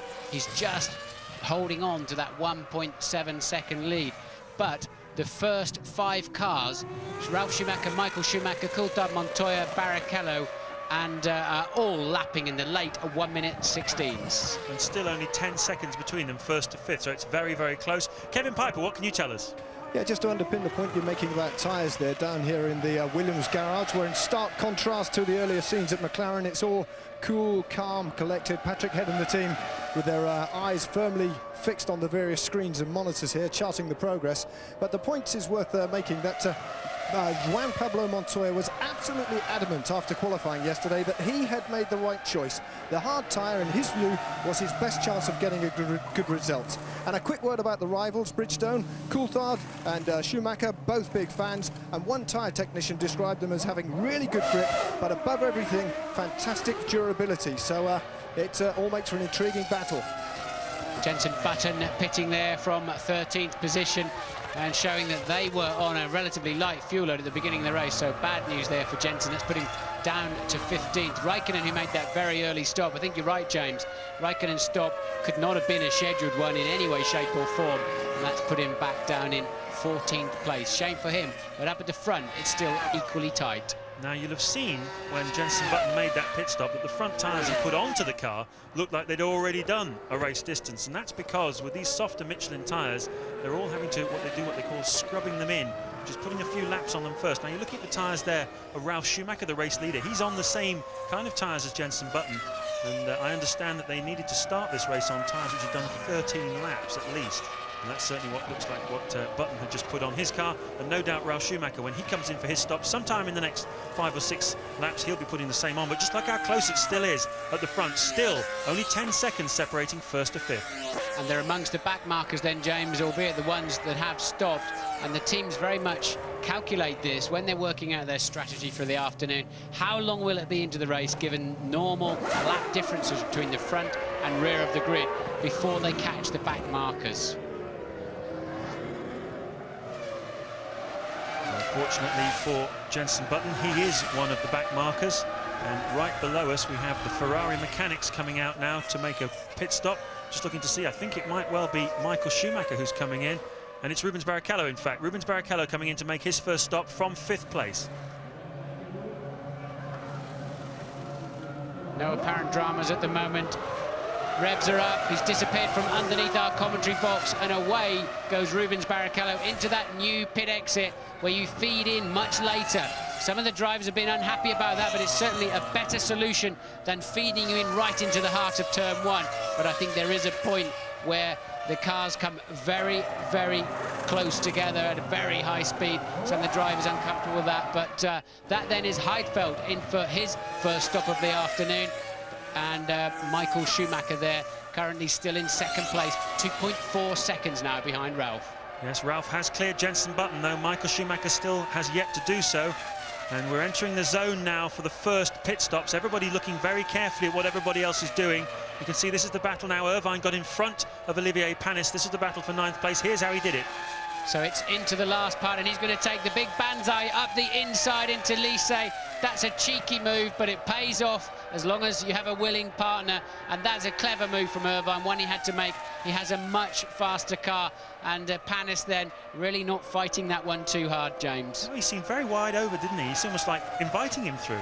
Yeah, I think he saw it launched, and once you've elected to have a go at that move, there's a one-way street. You switch that move on, you cannot switch it back off again halfway through, and I think we all know that. We've all achieved that move at some point or other, and we've all been victims of the same move. What do? Just close your eyes and hope for the best? It's a little bit like that, and you launch into that last corner, you think, well, why didn't I go into that as fast as that every time? Eddie Irvine's made it work for him. I wonder whether it looks like Olivier Panis might well have dived into the pits there, having got past by Eddie Irvine, but there's your race leader still after 22 laps of this 71-lap French Grand Prix, approaching the first round of pit stops. Ralf Schumacher still by 2.4 seconds from his brother Michael. Coulthard is third, just another 2 seconds down, and then it's Montoya and Trulli, so very much action stations coming up. It makes sense that Barrichello's pitting earlier than the others. Remember, he started in 8th place on the grid. By having 10 or 15 kilos less fuel, he had a much better chance of overtaking in the early few corners, and of course, he made that pay off very nicely as Jean Alesi then in the Prost Acer makes his stop. Some very used Michelins going on. 8.4 seconds. I don't know why they keep cutting away to the pit wall when they're doing that. It'd be nice to see the cars depart. They were absolutely exasperated in the Prost garage after qualifying yesterday. Apparently Jean Alesi could not get his head into gear at all. It was a French Grand Prix, maybe he was just overexcited, but he was over a second slower than his teammate Luciano Berti. Apparently all his discipline of all these years of racing, he's been in Formula 1 now for 12 years, all went completely out the window, and he completely underperformed yesterday. He just got too emotional. We saw in the build-up to this show just how emotional he can be.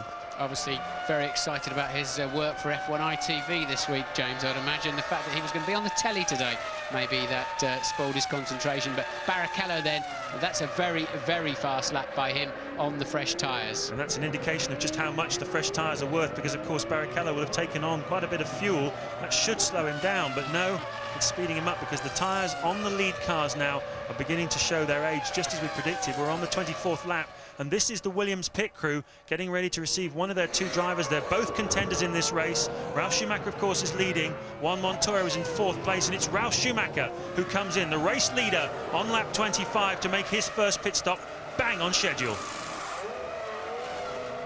Tidy work so far. Fuel going in. Look at how old those tyres are, Martin. Yeah, they look well tatty, don't they? But clearly they're about to do the job, and that looked like a longish stop to me. That did not do the job. Yes, that's at least 2 seconds longer than it should normally take for a two-stop pit stop, so the window has now been opened for Ferrari. Michael Schumacher, can he get the hammer down? He was just 2.4 seconds behind his brother when his brother made his pit stop that time round. And Ralf certainly seemed to have the fuel hose on for quite a while, but I think the delay there was the right rear tyre. It wasn't all fuel that went in there by any stretch of the imagination. So Michael Schumacher, can he do enough now to get it in the pit stops to take the lead? And the pit stop, I believe, James, will be this lap. Once again, there's an army of Ferrari mechanics in scarlet overalls and scarlet crash helmets underneath our window. Michael Schumacher in Chateau d'Eau.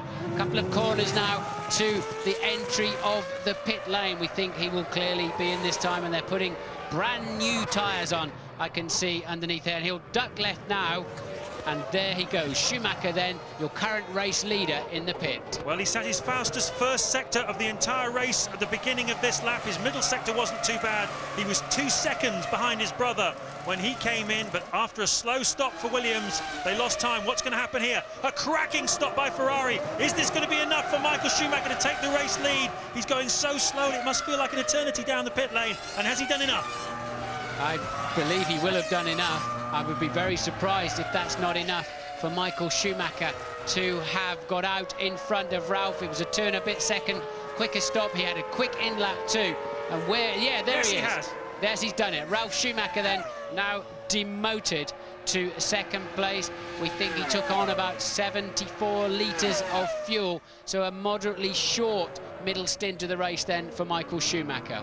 Yes, and of course we saw Ralf Schumacher being delayed in the pits, but I don't believe that was all fuel going in. I do believe it was a slight problem with the rear tyre.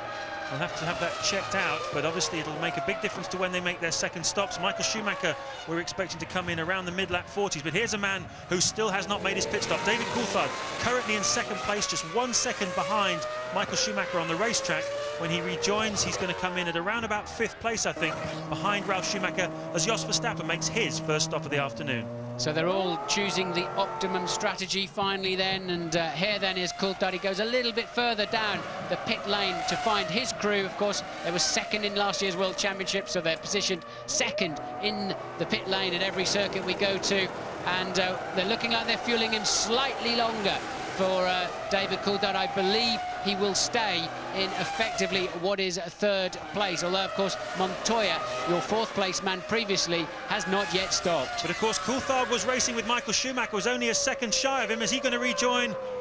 Where is Michael Schumacher? Is that Michael Schumacher behind Coulthard? I wonder if it is. I think it is. Do you think so? I think it's more likely to be Barrichello. He's been lapping quickly. So there's Ralf going through your picture, and there's Coulthard shaping up to pass the Minardi.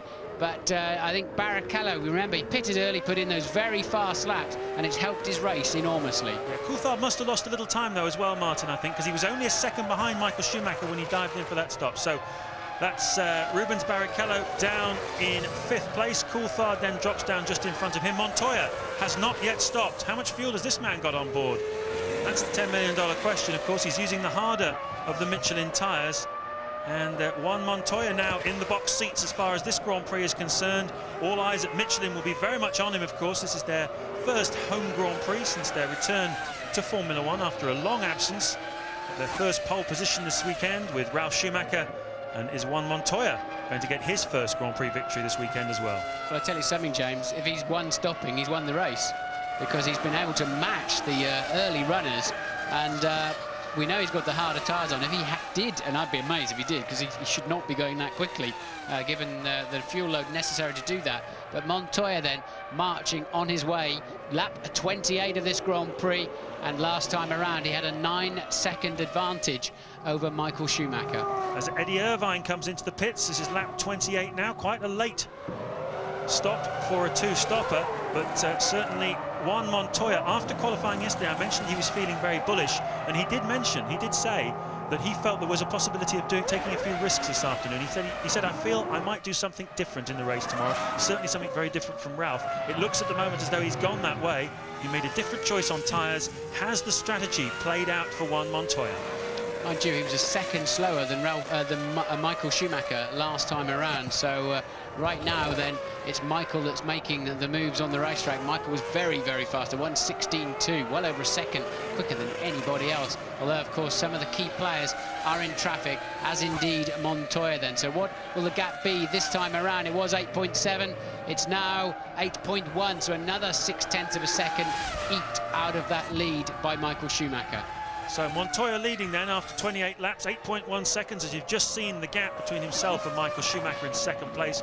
Ralf Schumacher in the second of the two Williamses is third, with David Coulthard fourth, 16 seconds behind the race leader, but just 8 seconds behind Michael Schumacher. And then we've got Rubens Barrichello, another couple of seconds behind Coulthard. Irvine coming into play, although he's just made his pit stop, so I'm sure when the computer shakes out he'll drop down a little bit. In fact, he does. Jarno Trulli now appearing in 6th place. We haven't seen him come in for this. He must have made a pit stop actually, because he's now dropped down to a full 20 seconds behind Rubens Barrichello. So quite a lot of margins, in fact, opening up in those pit stops. You can see the variable ability of the pit crews and the timing of the in-laps and the out-laps. We had the top 5 separated by just 10 seconds before the pit stops. Now they're separated by 18 seconds. Yes, and we have seen Ross Brawn play this shorter middle stint to great effect many times, assuming I'm right on that. But, of course, the fuel flows in at about 12 litres per second, 8 kilos per second, and that's how we know roughly how much they put in. But I agree with you. I think Ralph's stop was lengthened because of a slight delay on one of the wheels rather than having put in that much fuel. And Kevin Piper is down at the Williams pit. Yeah, not sure how much I can tell you other than, hold it, in fact I think it's right to say that Montoya could be coming in this lap, or could be coming in within the next couple of laps. I was going to speculate that he could be on a one-stopper on the back of some information I've been given, but all they're saying now is that Ralf Schumacher's stop was on schedule, and it looks as if Montoya is on his way here now. We're watching Michael Schumacher at this time, and hopefully if Montoya does pit, we will pick that up. It's down then at the Nürburgring chicane.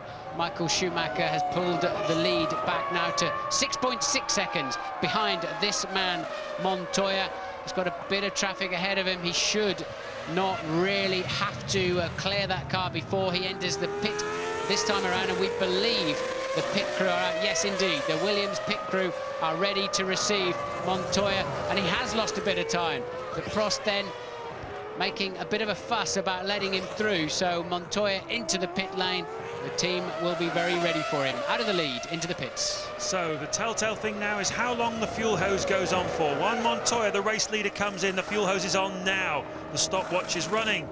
If it's anything more than about 9 or 10 seconds, he could well be fueling it to go to the finish. It's not. He's going a two-stop strategy.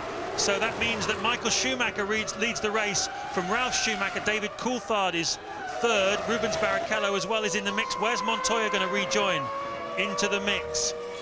As Juan Montoya took on just under 90 litres of fuel, and that'll take him deep into the early lap 50s, I would imagine, which will make him again the last stopper. And so a very interesting cat and mouse afternoon here tactically, and you're looking there at Michael Schumacher, the new race leader, after Juan Montoya made his stop there.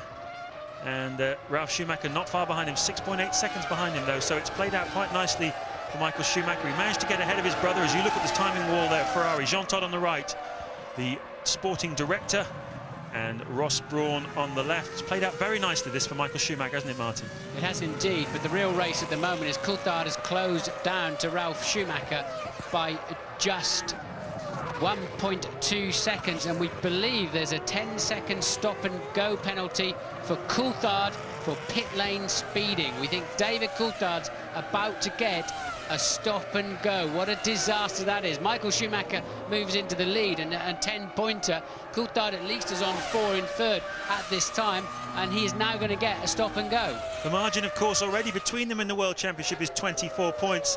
So another solid 10 out of 10 for Michael Schumacher this afternoon. And null point for Coulthard will pretty much put another nail in the coffin of Coulthard's championship hopes. Although we still, of course, and there's the confirmation, we still have plenty of races left in this World Championship yet. Another 7 races. And, well, a very forlorn McLaren pit crew now coming out to get the stopwatch ready to time David Coulthard's stop and go, because, of course, the team have to do it themselves, don't they, Martin? Yes, they do. He will stop at his own garage, and they cannot touch the car. He has to be stationary for at least 10 seconds. And, well, that's the second consecutive Sunday a good race has been spoiled by necessary penalties, I'm afraid. I mean, you can't even stop and talk to the policeman and try and talk your way out of that and pretend you're on your way to your wife having a baby or something, can you? You're nicked and that's it. You've got to come in, argue about it later with the judge. Well, one member of our team, of course, this weekend has already had a run-in with the constabulary on the speeding offence. David Coulthard is just going to be having to come in and make his 10-second stop-and-go penalty. Here he is diving into the pit lane, was in third place. This is going to drop him down, I imagine, to about 6th or 7th place, possibly behind Jarno Trulli. A disaster for David Coulthard. Trulli's about 34 seconds behind the 6th place man. This will definitely put Coulthard, though, down into 5th place. And did you see Barrichello was only 2 seconds behind him anyway. Barrichello having a tidy middle part of this Grand Prix as Coulthard rejoins. And once again, Bertie clumsily letting people past him. Yes, Bertie down in 12th place. Not a bad run for him, but he's already been lapped. We've lapped everybody now up to 11th place. The next man to be lapped will be Olivier Panis, and the man who will be doing it will be this man here, Michael Schumacher, currently leading the World Championship and currently leading the French Grand Prix, already 4 times winner here. He's 7.7 seconds clear of his brother Ralf. Rubens Barrichello in 3rd place, Coulthard 4th, Montoya 5th, Jarno Trulli 6th. Heidfeld and Frentzen having a great battle in 7th place. Then it's Irvine in the Jaguar 9th, and Kimi Räikkönen still going strongly in 10th place in the Sauber.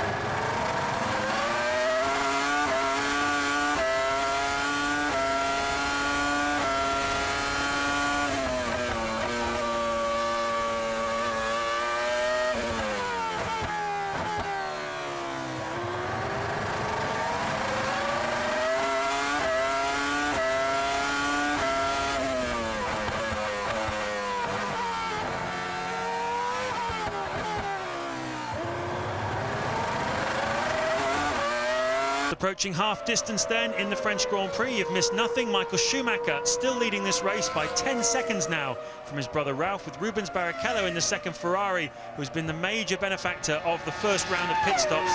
He's now just 1 second behind Ralf Schumacher and pressing very hard indeed. That last lap, he was 0.8 of a second faster than the Williams driver. In fourth place, we still have the second BMW Williams of Juan Montoya, and David Coulthard did manage to re-emerge in front of Jarno Trulli. He's fifth, Trulli is sixth, and that is Rubens Barrichello on screen, currently running in third. Yeah, Barrichello started eighth, up to third, and look, just 1.1 seconds behind Ralf Schumacher. The Ferrari working beautifully. A lot of talk that those Bridgestones have been blistering under a heavy load through the weekend, but I think once again it's a similar situation where they blister on the inside shoulder of the rears, and the drivers don't really know about it until they're told, or until they come in the pits sometimes later. So the Ferrari's working absolutely beautifully this afternoon, and it's Ralf Schumacher coming under pressure, the very man we expected to be pressurising the Ferrari. Absolutely, although I do wonder, we talked in the early stages about the tyre wear situation, and of course Ralf Schumacher is using the softer Michelins. He's not going as quickly in this middle phase of the race as he did in the first phase, but below us, Martin, Ferrari getting ready with another new set of tyres, so we wait to see whether that's seems a bit early for it to be on schedule. Rubens Barrichello made the first stop in the very early lap 20s, about 21 or 22 I think it was, and it's only 14 laps ago in fact he made his stop. Is he coming in this time by? Well, they may have elected to do that because they think that if they get him in, get him some clear air, they will have calculated where he will rejoin the racetrack. Is there any traffic in that zone? Is that the way to springboard past Ralf Schumacher? Remember, last time they gave him fresh tyres, he went out and did a 1:16.1, a new lap record, and that could well get him up into second place. So I think smart thinking there by the Ferrari team. Very interesting tactics. Not seen anything like that for a long, long time. We're waiting to see where exactly Rubens Barrichello is going to rejoin, but of course they're taking advantage of this big gap there is in performance between the top three teams and everybody else, Martin.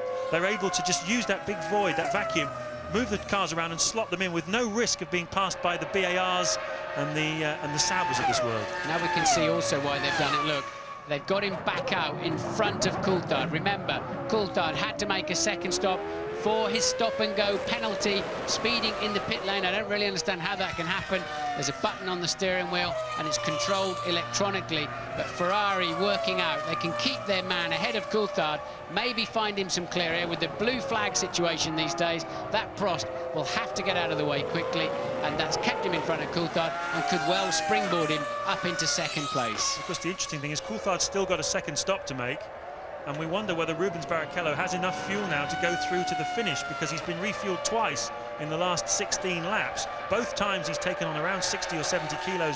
So depending on how much he had in the car at the start, Rubens Barrichello will either be able to go to the finish or maybe have a splash and dash just before the end. But exactly as you say, Martin, he's now ahead of David Coulthard. This is one for the aficionados who like their race strategy. This is going to be studied for quite a few years to come, I think, this Grand Prix, because it's all happening in the minds of Ross Brawn, Sam Michael and the other technical directors who try and work out the strategies, trying to place their car in exactly the right position, working against the way the drivers go, the tyres degrade and the fuel load lightens. It's pure maths, it's very difficult, and only very, very few people are any good at it. A nose change here, looks like, down in the Minardi garage, and that is Alonso from 17th place, Martin.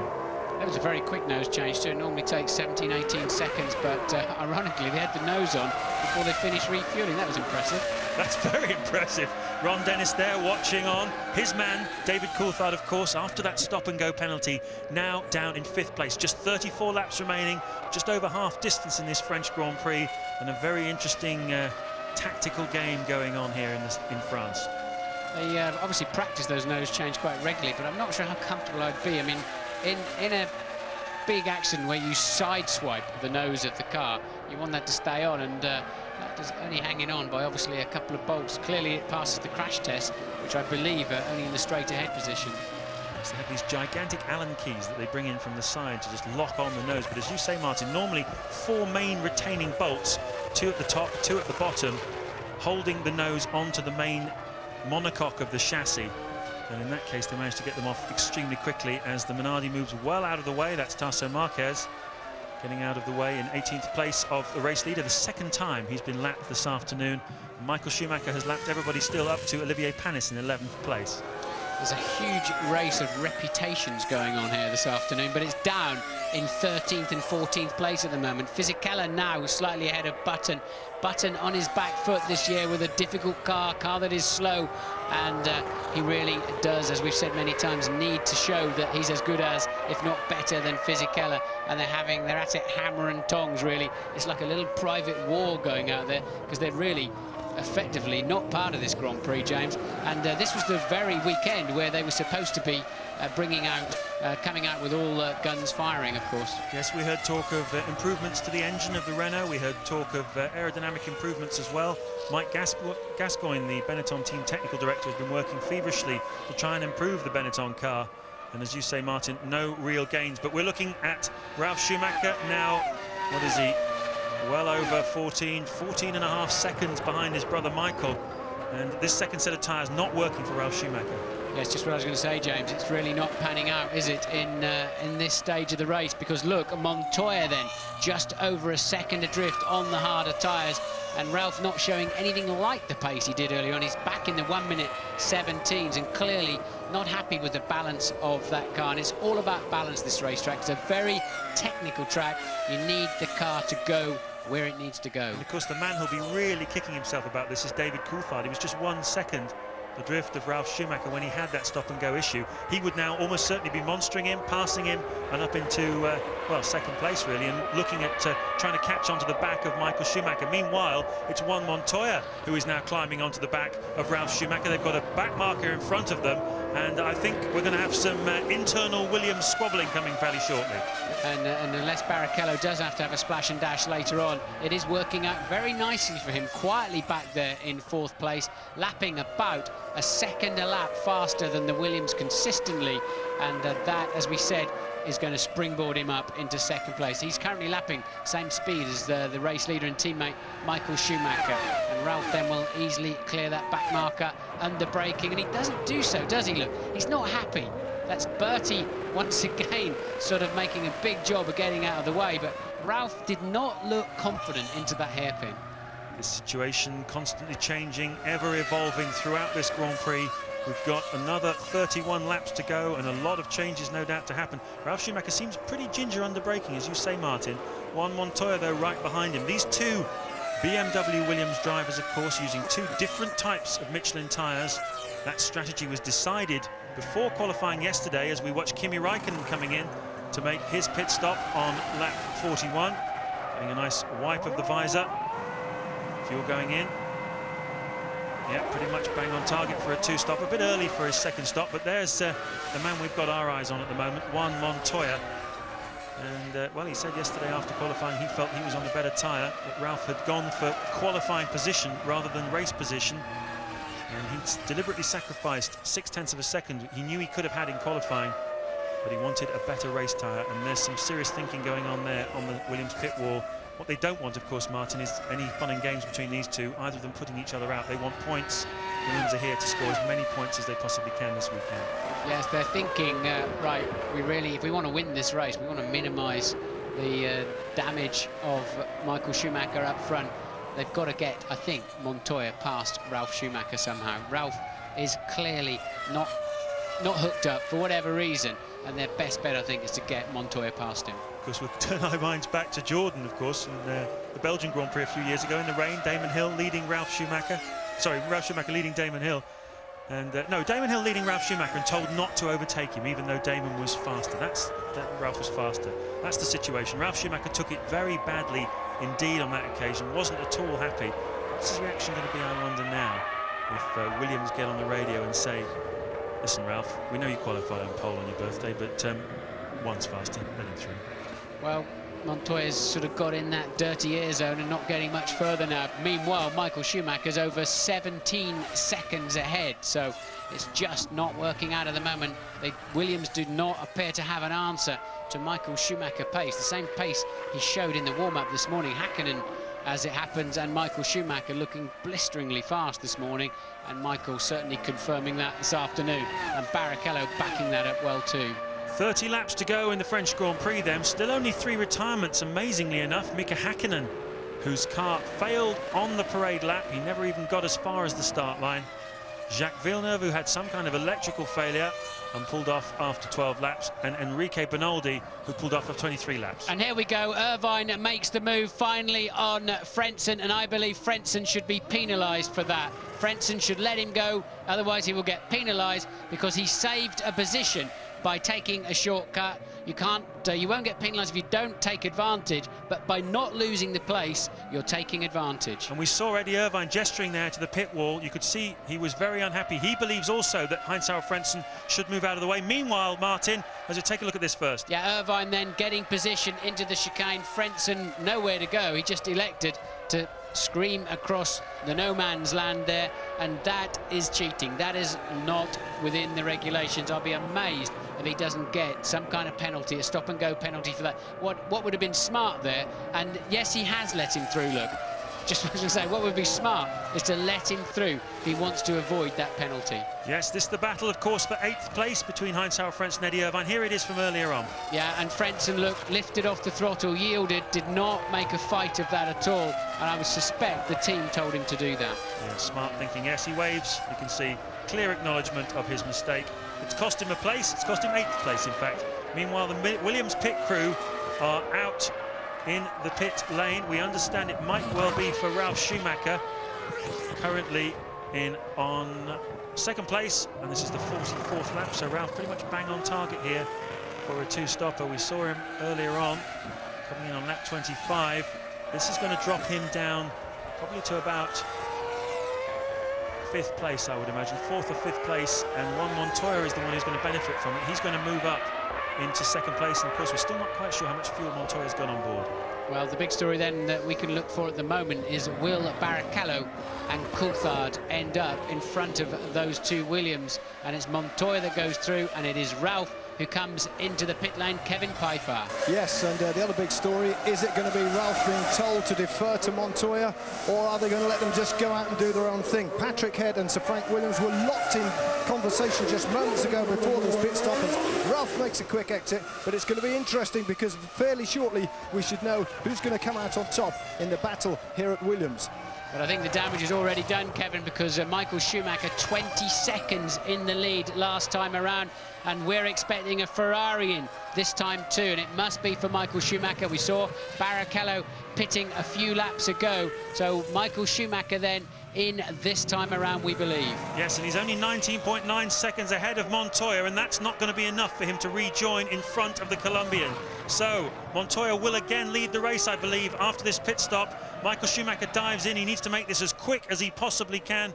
No pit lane speeding, of course, for him. They'll have warned him of what happened to Coulthard. No one wants to make that same mistake as David Coulthard made. New tyres going on, brand new tyres. So far, so good. And this is where it pays off for Michael Schumacher when he does not do that extra run in qualifying. He saves new tyres from the Friday morning, for the Saturday morning, as the regulations now work out, through to, it wasn't a particularly good stop, James, was it? Montoya, I believe, will take the lead again, and he does so. Montoya then flashes through the foreground, but he's got to stop again. Michael Schumacher has not got to stop again. Indeed he has. We thought Montoya might be trying a one-stopper, but as it turned out, he stopped very late, of course, but he did put a normal amount of fuel into the car. So it's all to play for here at Magny-Cours. Montoya leading, Michael Schumacher in 2nd place, Rubens Barrichello holding on in 3rd place. David Coulthard, after that stop-and-go penalty, is 4th, Ralf Schumacher 5th, Jarno Trulli still 6th, where he's been pretty much throughout the entire afternoon. And it's been a while now, 4 races since Jordan have scored any points. And they'll be very happy if Jarno Trulli can come in 6th place. Eddie Irvine going fantastically well today in 7th place, made his way up from 12th. A real tigerish day for the Jaguar driver. A little lock-up there, though, Martin, from Montoya.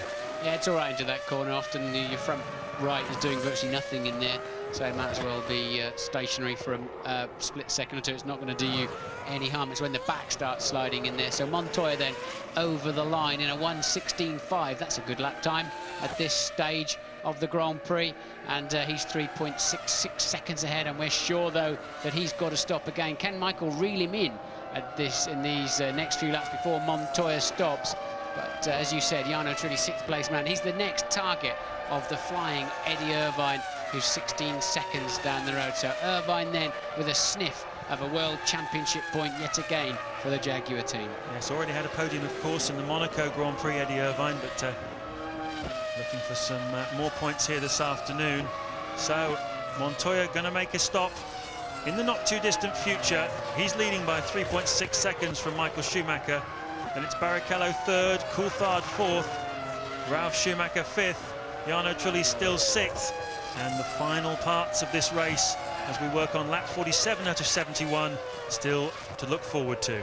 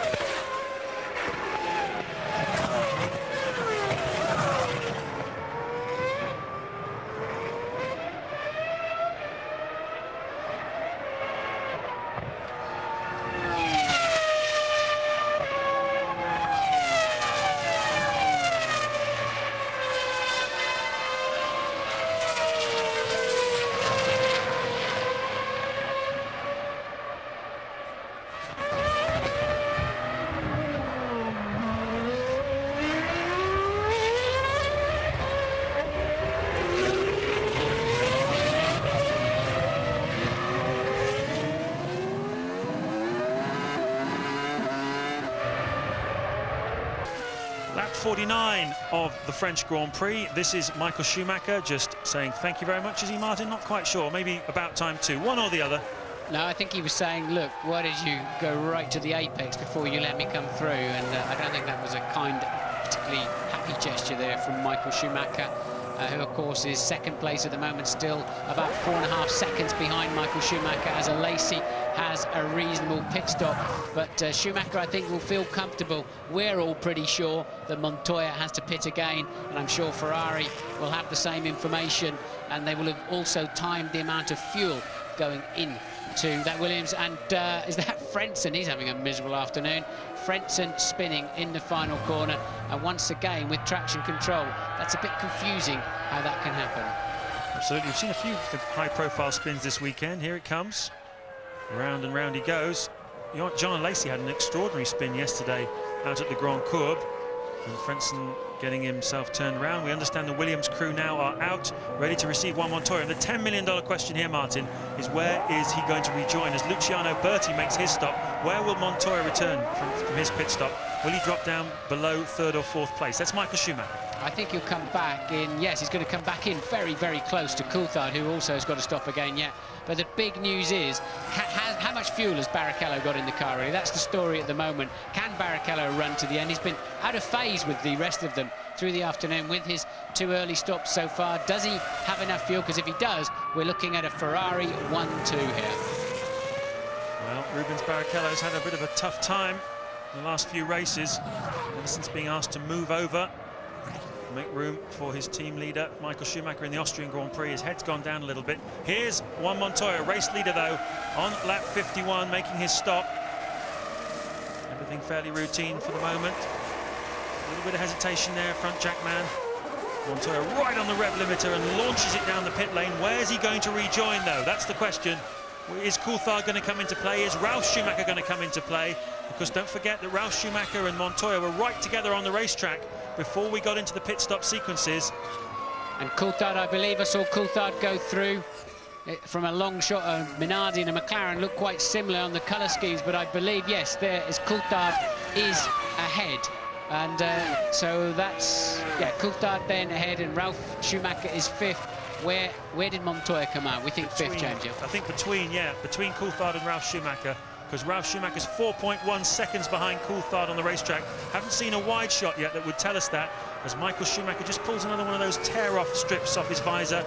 Little plastic film that they put on top of the visor just allows them to clear off the oil and the dirt that collects. They have 4 or 5 of them at the beginning of the race and work their way through them, just ripping them off just to make sure they've always got clear vision. Michael Schumacher got 21 laps to go. He wants to be able to see as clearly as he possibly can. And he's leading Rubens Barrichello by 9 seconds. And Montoya, just waiting to see exactly where Montoya rejoined. Coulthard, of course, still has to stop again. Ralf Schumacher has gone strongly. There's McLaren getting ready to presumably to receive, well, definitely to receive David Coulthard. Mika Häkkinen, of course, being out of the race. Yes, indeed. Coulthard is in pit lane. Last time around, he was speeding in the pit lane. I'm assuming it's on the entry there, because there is a point where they have to hit the button.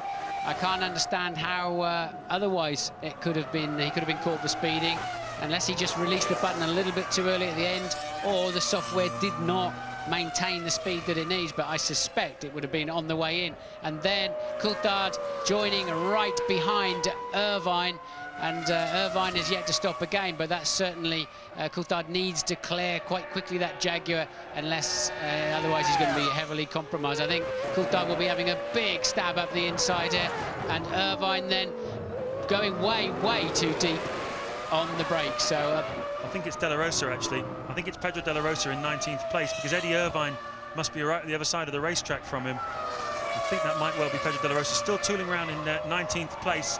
He had a little problem on the parade lap. We thought he'd gone out of the race, but he has still been going out there. So he moved out of the way anyway, saw the blue flags, which if it was Eddie Irvine would be very unlikely to have done that, because he's on the same lap as David Coulthard.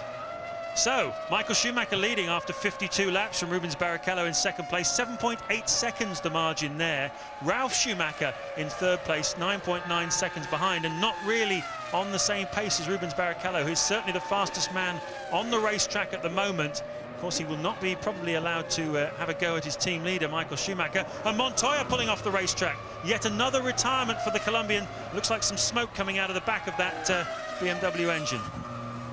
What a shame then. Montoya had regained fourth position. Barrichello's up there in second, followed by Ralf Schumacher. Then it was this man, Montoya, followed by Coulthard, but clearly some kind of engine drama, we would imagine. And we saw a little bit of blue smoke, but nothing at the moment. No, the smoke seems to have stopped. I saw a flick of flame just underneath, so it probably isn't engine related, but when Montoya made that stop there, so we don't know what's put Montoya out of the race, but that's changed the complexion of it slightly. It's good news for David Coulthard, who was in 5th place behind him and is now promoted up to 4th place. That'll give him an extra World Championship point, but he really needs Michael Schumacher to before have some sort of misfortune if he's really to capitalise here this afternoon. According to information I'm getting up from the pit lane, we're saying the big question is, has Barrichello got to stop again? From the pit lane, we're hearing he has got to stop. So maybe that second place of his is still under pressure at the moment. So, as you said, good news for Coulthard and good news for Ralf Schumacher too, if that is the case. Yes, Ralf Schumacher will move up into second place. He's only 11 seconds behind Rubens Barrichello, but David Coulthard responding as Juan Montoya waves to the crowd. Very disappointed, I would imagine. He's led this race twice this afternoon. He's had a good weekend. Once again, acquitted himself very well indeed, Juan Montoya. Worked methodically with his team. Had some warnings from the Williams team not to be too aggressive. Got himself into fights with Jacques Villeneuve and various other people. They've said, take it easy, Juan. And since then, he's been very mature last 2 Grand Prix. No doubt about it. Solid drives from Montoya. Coulthard then getting a sniff of yet another podium this year. He's heard about Montoya, he's seen the Montoya incident, and he will also be getting information about Barrichello's situation. And Coulthard with a new lap record of a 1:16.008, and the Ferrari mechanics underneath it are ready for, we are sure, Barrichello for what will be his third stop of the afternoon.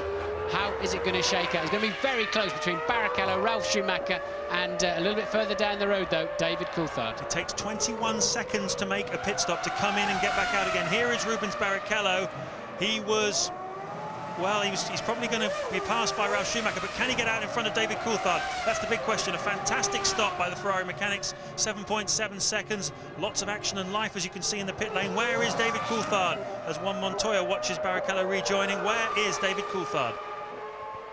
It's a great TV shot, isn't it? One driver walking back to the pits as one of his main rivals streams out alongside him back onto the racetrack to complete the afternoon, and that's the 8th non-finish of the season for Montoya, and Barrichello does indeed keep third place, it would seem, at the moment, according to your screen. I think we saw Coulthard behind him. Yeah, I think that's David Coulthard. There he is in the back of the picture. So Barrichello and Ferrari have gone very well indeed this afternoon. If you think about it, Martin, they qualified in 8th place with this car, and he's now 3rd. Coulthard qualified 4th and is now 4th. Yes, but of course Coulthard with the stop-and-go penalty pretty much ruined his afternoon. But no doubt about it, Barrichello has made his 3-stopper work. He's made it work well. He used the light load at the beginning of the race, gained some places, charged when he had to charge, and making the best of Coulthard's misfortune. So where then is Ralf Schumacher going to be in all of this? Well, we believe he's about 16 seconds behind his brother, who leads this race. Michael Schumacher then 16 seconds ahead of Ralf, with Barrichello in 3rd place, and this man will be kicking himself later this evening. David Coulthard will be kicking himself later this evening because, of course, he was right with Ralf Schumacher, in fact, challenging him for position. As Eddie Irvine there, it looks like a fair bit of hubble-bubble, toil and trouble coming out of his airbox. The marshal pointing to him. Irvine looking like he wanted to continue there, but that car is going nowhere fast. Irvine will just be reporting back to the pits to tell them what happened and how it happened. So great afternoon for Eddie Irvine, though. Great drive there, and really pushing hard. And now you see the beginning of those engine problems as the pistons are meeting up with the valves, and all of the other bits and pieces start getting mixed in. The oil and water comes together, and then you see coming up through the trumpets and the airbox will be some flame as well for good measure, and that is the end of a very expensive engine. Still never seen a blow-up quite as spectacular as the one you had there on the start line at Silverstone, with that Peugeot in the back of your McLaren, where the whole thing literally grenaded itself to bits. Yeah, nearly barbecued everybody behind me, but no such problem there for anybody behind Eddie Irvine. But Barrichello has David Coulthard behind him. The gap 2.2 seconds last time around, and does Coulthard ever need those critical points? The World Championship is not looking strong this afternoon. Michael Schumacher sitting on 10 precious World Championship points at the moment, and Coulthard just on 3 at this time, so it's looking difficult, James. Yes, it'll be a 32-point margin if it were to end this way. Coulthard needs every point he can get. He'll be desperate to get himself up into, well, 3rd place ideally. 2nd place might be possible as well. There's 15 laps to go in this motor race. You're looking at the 2nd place man, Ralf Schumacher, who turned 26 yesterday, started this race on pole position, hoping for a victory. At the moment, a victory seems unlikely. I think the story from him, when we speak to him after the race, will be that the tyres just let him down slightly at the end. And Luis Goodman is with his teammate Juan Montoya. Oh, Juan Montoya, bad luck. We saw a little puff of smoke out of the back of the car there. Was it an engine problem? Yeah, it was a bit of an engine problem.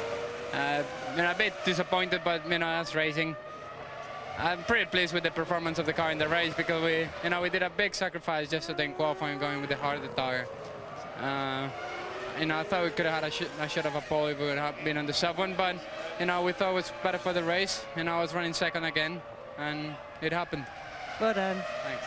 Yeah, that shows a lot of confidence, James, doesn't it? When you choose a harder tyre, you know you're going to look slower than your teammate. You know you may compromise yourself in qualifying generally, and you need a lot of confidence to say, OK, I'll take that because I believe that is the right way to go. Well, I don't think Juan Montoya has ever lacked confidence. Certainly one of the most self-confident swaggerers I've ever met. in Formula One. And Michael Schumacher leading this race. There's Coulthard. Monstering Rubens Barrichello, though. Barrichello must have run wide in that hairpin.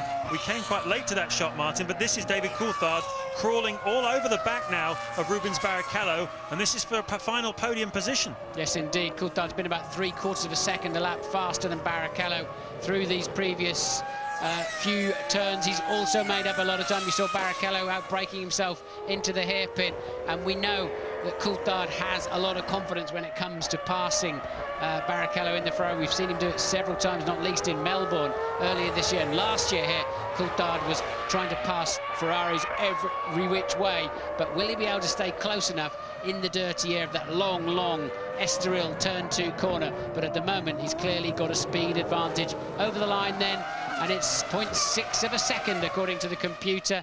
David Coulthard wants yet another podium. Yes, he's very, very hungry indeed. Of course, casting your mind back 12 months, he did in fact pass Rubens Barrichello here. Off the start line, Barrichello got in front of him, and Coulthard passed him just coming up to the corner now where he did it last year. And of course, it was the same corner, that hairpin, where he later on put that extremely bold move on Michael Schumacher, which got him the lead and ultimately the victory. It was a wonderful performance 12 months ago from David Coulthard, and he's really alive now. He wants every point he can get, and he's right on the gearbox of this Ferrari, which seems to have just dropped off the pace slightly. Rubens Barrichello now circulating 6 or 7/10 of a second slower than he was before, and slower than his main rivals, particularly in the slow corners. That's where he seems to be struggling. David did as well there from the looks of things. Yeah, there was a puff of blue smoke out the back of that, but it was the left front was locked up, and then the smoky air going through the Venturi. So Coulthard braking very late into 180 and braking too late in the end, and Barrichello then keeping at that margin at the moment. Yes, without the stop-and-go penalty, of course, Coulthard would have been second. He knows that, we know that, you all know that at home as well. What can he do? 12 laps remaining to put the situation right. Well, if this was Speedway, you'd say it was team riding now, wouldn't you? And Barrichello then clearly has got a job to do to keep points away from David Coulthard. But he's got his own job to do as well, because if the race finishes like this, Ralf Schumacher passes Barrichello for 3rd place in the World Drivers' Championship. So Barrichello needing those points for himself too right now. There's an awful lot at stake here this afternoon. We're in the meat of the season, this middle phase of the Formula One Championship, as Coulthard comes very close up behind Rubens Barrichello again. Both of these cars seem to be struggling to get any kind of grip through the slower corners, and it really has been a race that's been eating away at the tyres. What's going to happen in the closing stages? Bridgestone, of course, supplying both of these two drivers. There's Ron Dennis, the boss of the McLaren team. What will he be thinking, do you think, this afternoon? Apart from Martin, obviously, apart from the stop-and-go penalty, Coulthard would clearly have been in 2nd place today. Wasn't really on the pace of Michael Schumacher. No, I think they've been better than they were last weekend. I think they took a bit of satisfaction from that, but he's going to be thinking one car didn't start the race and the other car with a pit lane speed limit. It's trivial stuff, a lot of it. It's not about, you know, a performance issue is one thing and trivial stuff's another. So not a great day for McLaren, but I think they'll take a bit of heart from improved performance, certainly compared to Nürburgring last weekend. Yes, they were 8/10 off the pace in qualifying at Nürburgring last Sunday. This weekend, just 2/10 off the pole. It's a big improvement from the McLaren team, for whom qualifying really has been their Achilles heel so far this season. But that gap now seeming to open out a little bit between Barrichello and Coulthard as they go down the back straight. Yeah, Coulthard is not as fast through that critical turn 2. Look, he's much, much faster under braking, although you do tend to get the yo-yo effect in there, the piano accordion effect, and as the car in front gets on the power earlier, opens the gap back up again. But Coulthard is much, much faster under brakes into the Adelaide hairpin. Can he get anywhere near him to have a go? Well, we've got 11 laps left. Michael Schumacher is 16 seconds ahead of his brother Ralf. Barrichello 3rd, Coulthard 4th. This is the battle. Trulli 5th and Heidfeld in 6th place. A lot more still to come.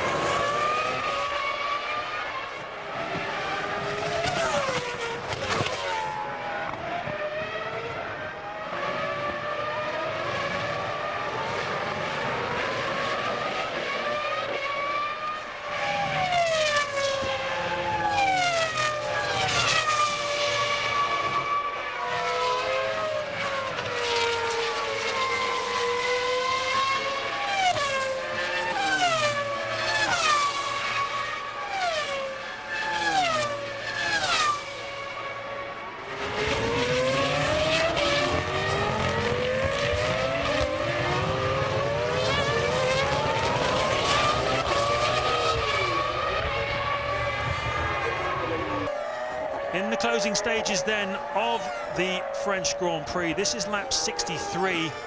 Michael Schumacher leading. There he is from Ralf Schumacher. You just saw a quick glimpse of Jenson Button, who is in 12th place, a little bit better for the Englishman than before, but unfortunately for him, still behind his teammate Giancarlo Fisichella, and now the margin 24 seconds between the two of them. So once again, Fisichella has conquered Button. But nobody has conquered this man, Martin. Michael Schumacher, another flawless drive from him, really, and just like the Nürburgring last weekend, you have to say he's taken all the pressure that everybody's thrown at him. Didn't start this race, of course, from pole position. His brother did, but he's managed to get the lead, and he's kept it.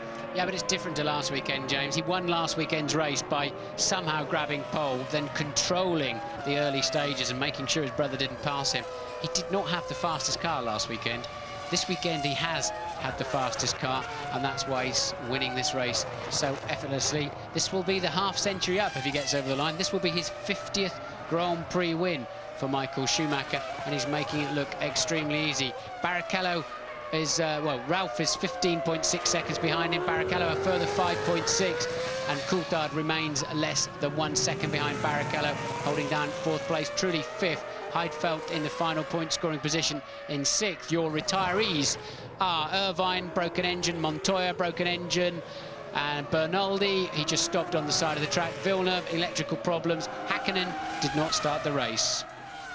Yes, Michael Schumacher, as you say, Martin, if he wins here, that'll be his 50th Grand Prix victory, and it'll set him up, of course, for Silverstone in 2 weeks' time, where he can equal Alain Prost's all-time record of 51 Grand Prix victories. Very appropriate if he did it at Silverstone. But all that lying in the future. Alain Prost, of course, this weekend asked the question inevitably, how do you feel about Michael Schumacher closing in on your record? He said, well, first of all, it's inevitable. He is one of the all-time greats, if not the best driver, and I'm only too happy for him to pick up the mantle and take on the records. I think by the time Schumacher winds up his career, whether it's 2004 when his current Ferrari contract expires or whether he goes on beyond that, fair to expect that he will have wrapped up all of the great records that there are for a Grand Prix driver. This, though, the battle between the final podium position between Rubens Barrichello and David Coulthard, just 9/10 of a second in it, and they've only got 8 laps to go if one of them is going to get onto the podium. So traffic ahead of them, but the problem with the blue flag situation these days is everybody has to leap out of the way at the first opportunity, and we don't really see lead drivers having to really work the traffic these days.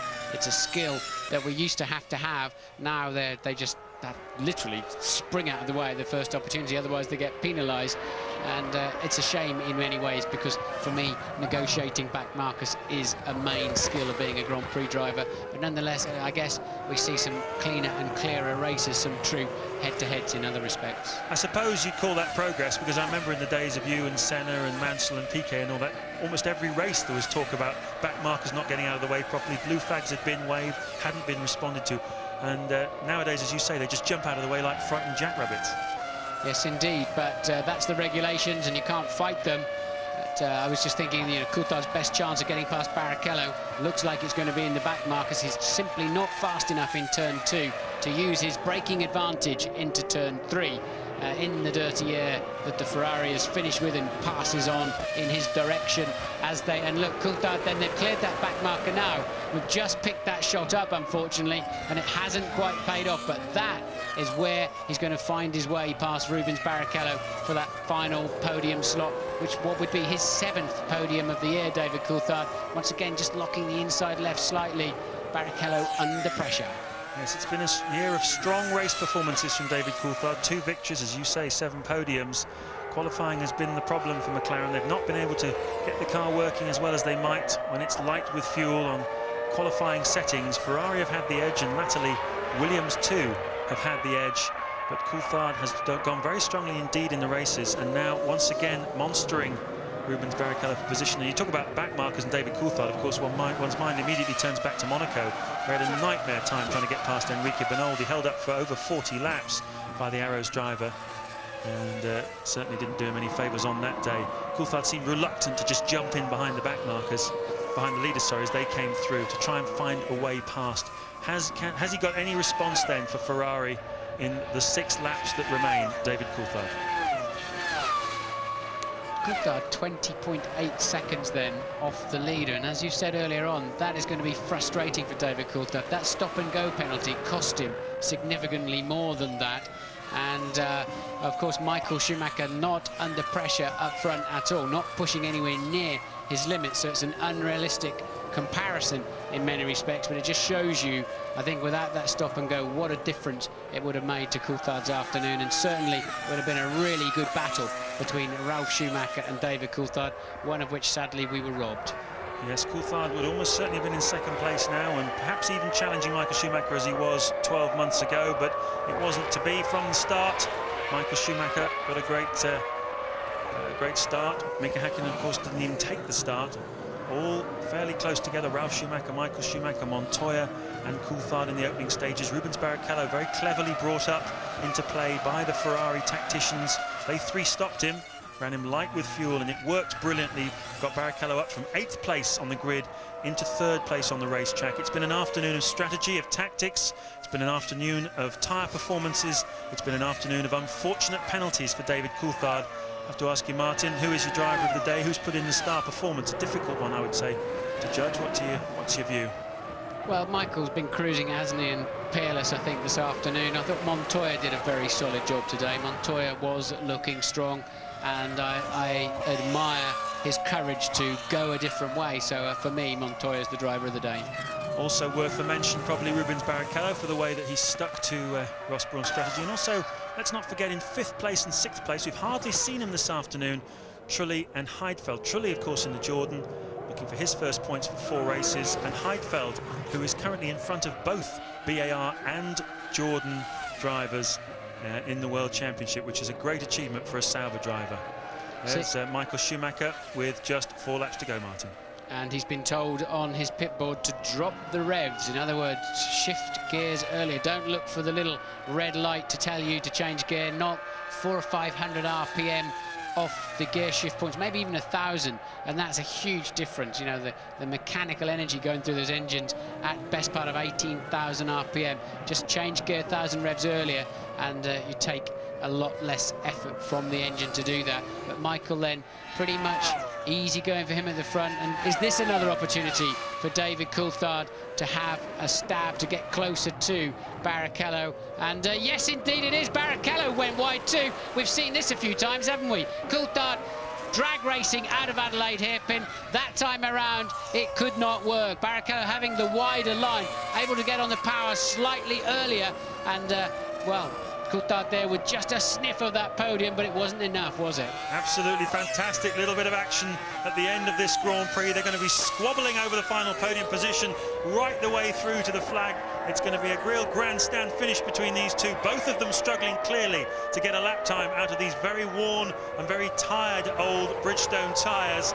And Rubens Barrichello, a slight lapse of concentration, just opened the door there for David Coulthard, and this feisty Scotsman, 30-year-old David Coulthard from Twineholme in Scotland. It's all he needed, just to have a bit of a go. Look how close they are. Wonderful shot there as they both get their pit boards, telling them, as if they needed telling, of how close they are on the racetrack to each other.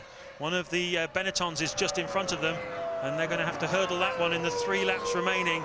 And what's the outcome going to be? You can still see the back of that car just sliding around. They're really struggling for grip. Yeah, they're earning the money out there this afternoon, James. This is a difficult and technical racetrack. The Benetton is in range, but not close enough for a stab under braking for Barrichello to clear it, and so they will have to pick him up maybe down at the 180 corner, somewhere like that, or even towards, let's see, that's Button, of course, he's doing 18.8s. Barrichello and Coulthard doing 17.7s, and the Button clearing out of the way immediately. Does he know that there's 2 cars? Yes, he does know there's 2 cars homing in on him. So Jenson Button taking himself completely out of the equation. And of course, Ferrari will be on the radio to Rubens Barrichello, impressing upon him, as if he needed telling, the importance of keeping Coulthard behind him.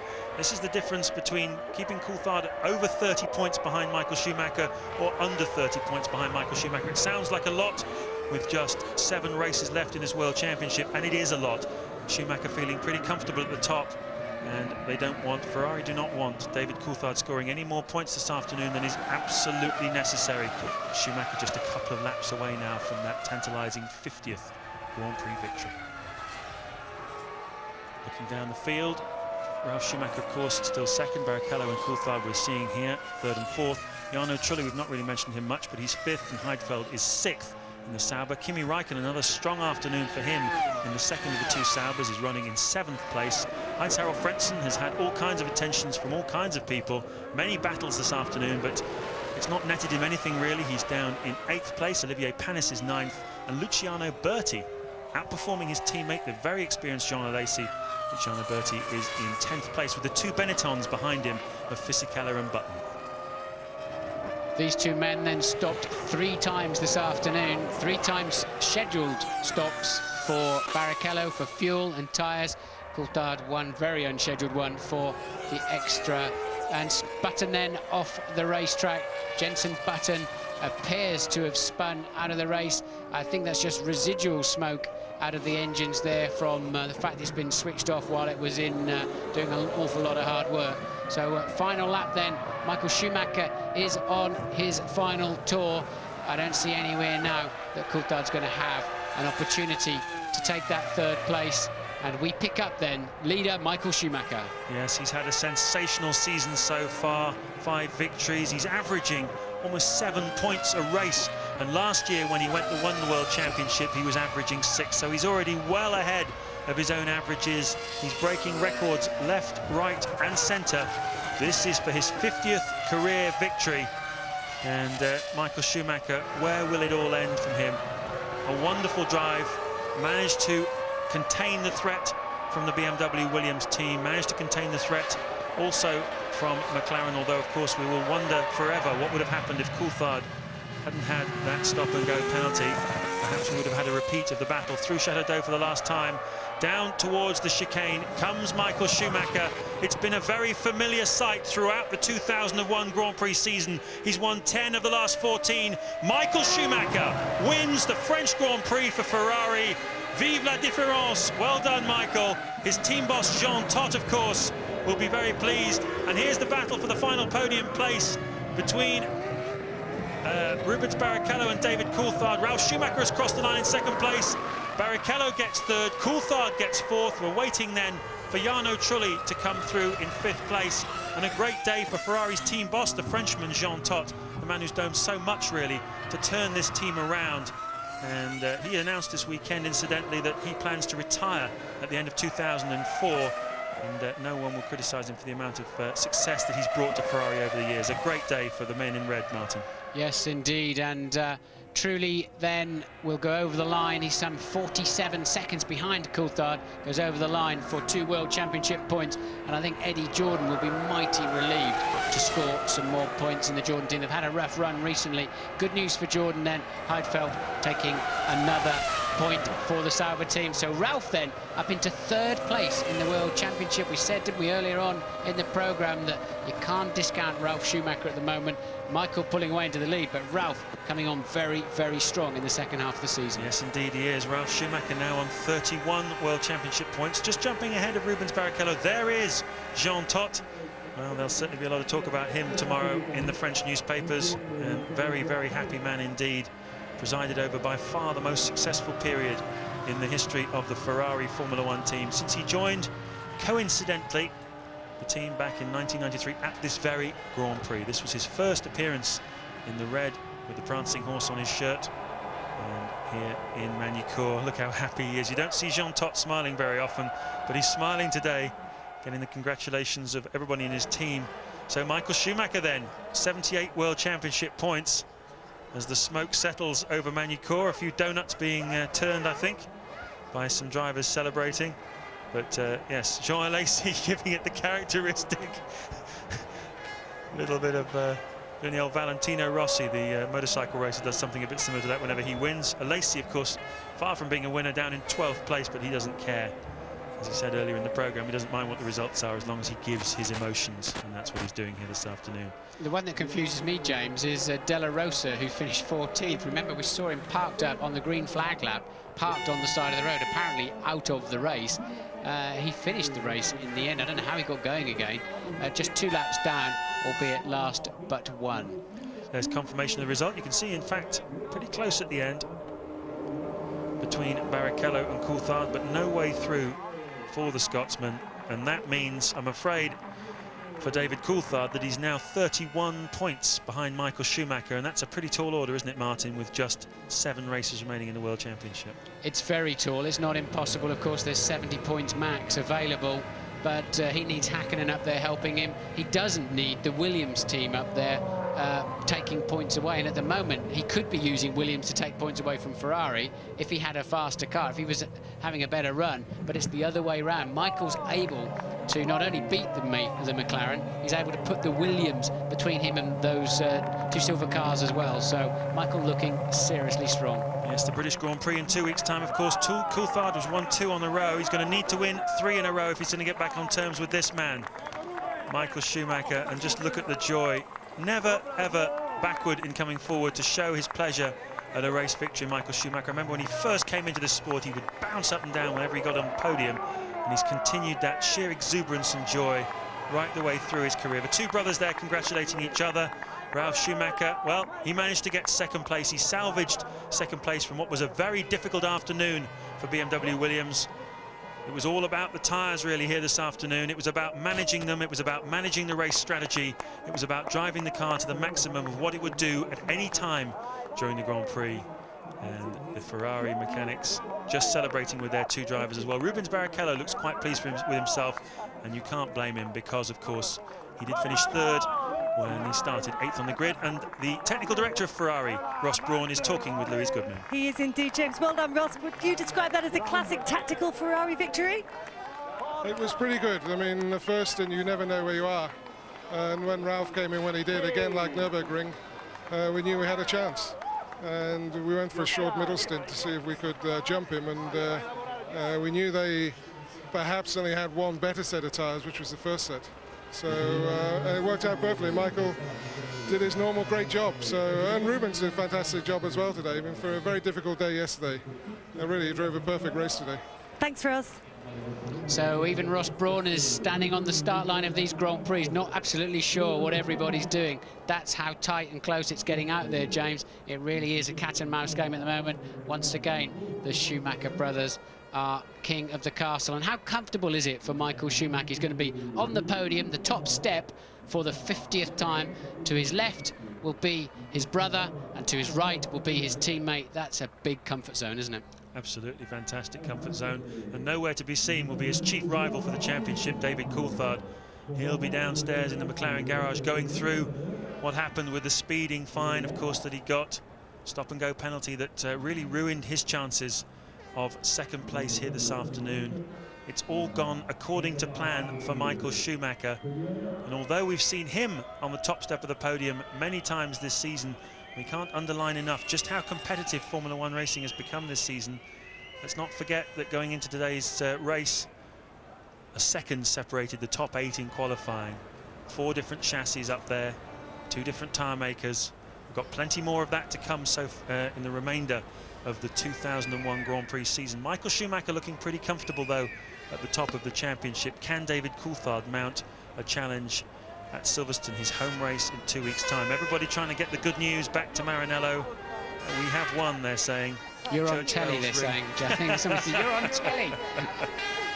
Yes, the church bells, of course, are rung after every victory by the local priest in Maranello, the base where Ferrari come from. There's Jean Todt just celebrating, in the team, as you can see, very, very happy. They've got used to winning now. I remember a time not long ago, Martin, when you were racing against them, when Ferrari had lost the winning way, and they've very much discovered it now, haven't they? I remember lapping a Ferrari at Silverstone in a Ligier. That's how bad it became for them. They really were in the doldrums in the early 90s, and even with Jean Todt and Ross Brawn and co, it took a while to get that flywheel turning again, but right now nobody can stop that flywheel from turning, even Williams with a superb car. Michael Schumacher then very much enjoying what was a solid afternoon's work for him, wasn't it? Certainly was. The German national anthem will be coming up shortly for Michael Schumacher, who is literally on top of the world.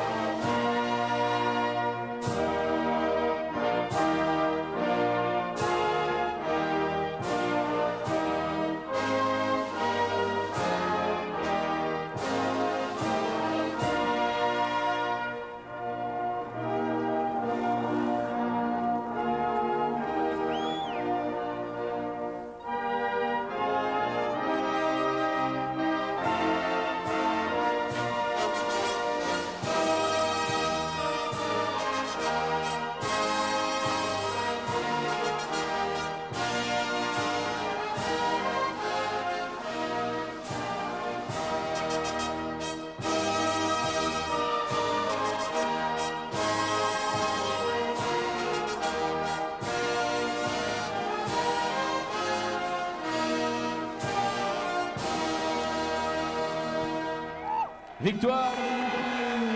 Michael Schumacher there, just chatting a little bit through his own national anthem. And now the Italian anthem in honour of the winning constructor, Ferrari.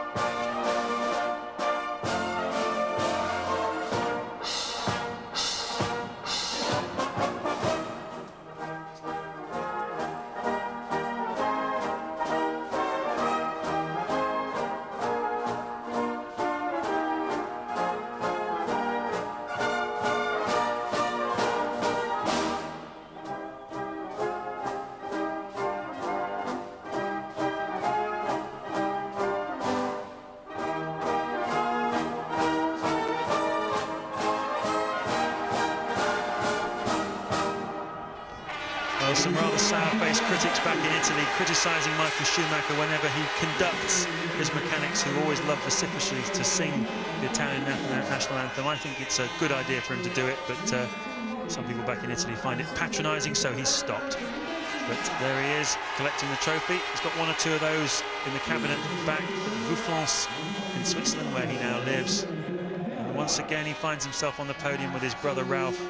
And there is the winning constructor trophy being presented to Rubens Barrichello's race engineer, curiously enough, who finds himself up on the podium collecting this one.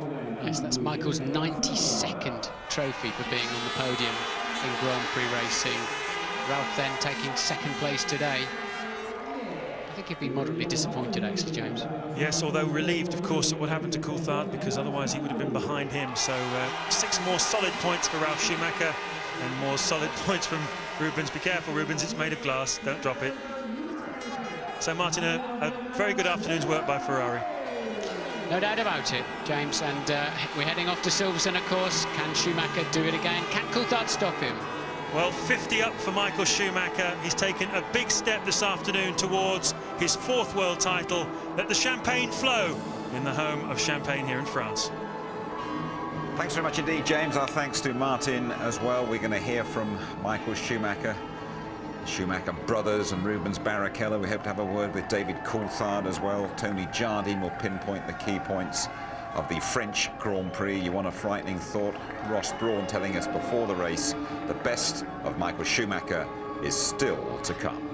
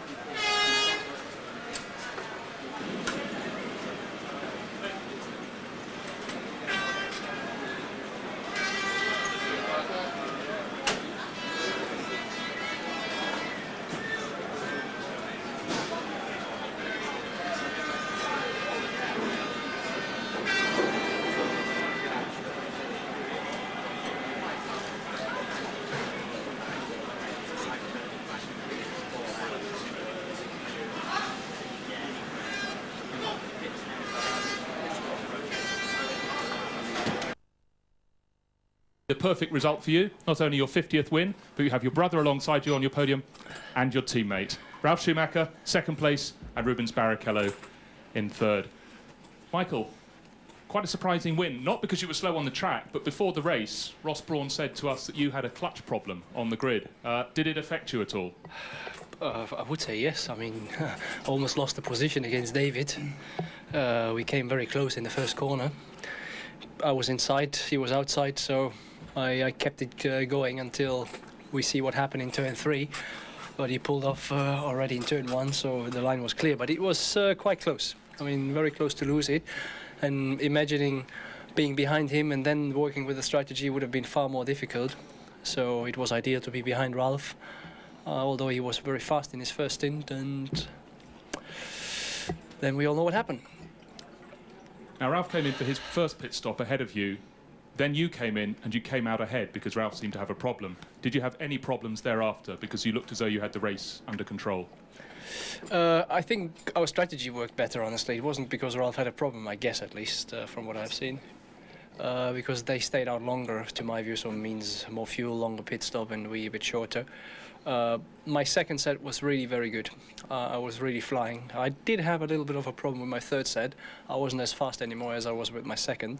So we will find out what's going on there. But anyway, it's the perfect result, as you said before. In Canada, we had 1-2, Ralf, myself, and now we have 1-2, myself and Ralf. And Rubens next to us. A bit unexpected, I guess, for Rubens, coming from where he came. We did a perfect race. So obviously for Ferrari, a very good day. Indeed. Thank you very much, Michael. Ralf, as we just mentioned before, you seem to have a problem with the changing of one of your rear wheels at the first stop. Yeah, they had a pit stop problem. That's why we lost the position, I guess, in first place. But in the second stint, my set didn't work at all. So, I mean, I was so slow, really. I was losing everything, and I had to come in earlier than expected. So I couldn't... If I would have come out in front of Michael, I think it would have been very difficult to hold him behind me. So, I mean, I can be actually happy to sit here in second today, because it was a disaster and really difficult to drive. You were running a different set of tactics to your teammate Juan Pablo Montoya. Did he only manage to get close to you because you had this problem with your second set of tyres? Yeah, I'm sure, because in the first stint I went away on him, was just the second stint. I mean, shame that he had a technical problem. I don't know what he had, but otherwise he would have finished even in front of me, I guess. Okay, thank you very much, Ralf.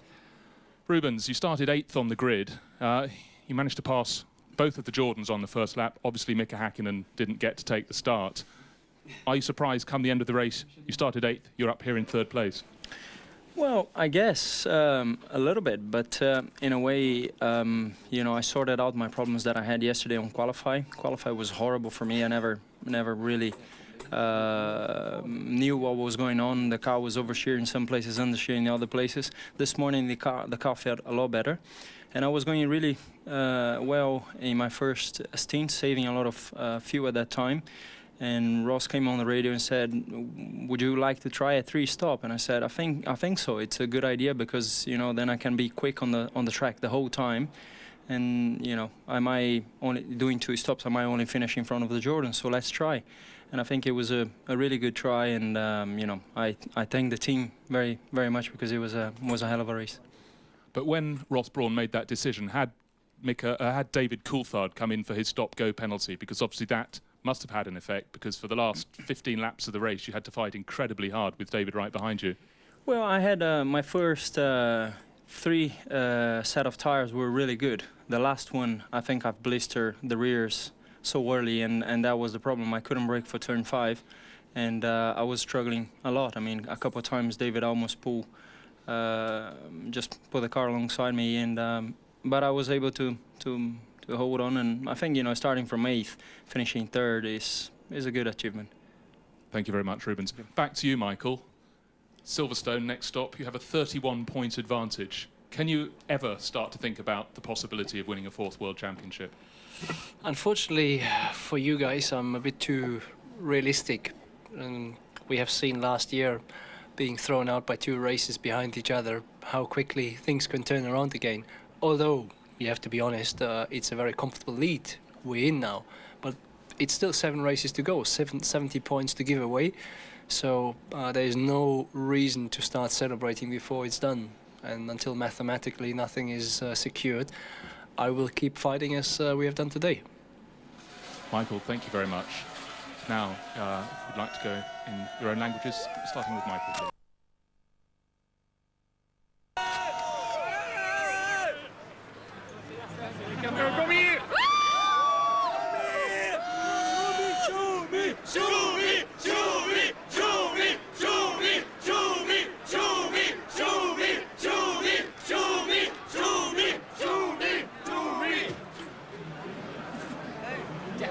Tanto commercio! Questi ci mancano alla pelle, non li conosciamo ancora.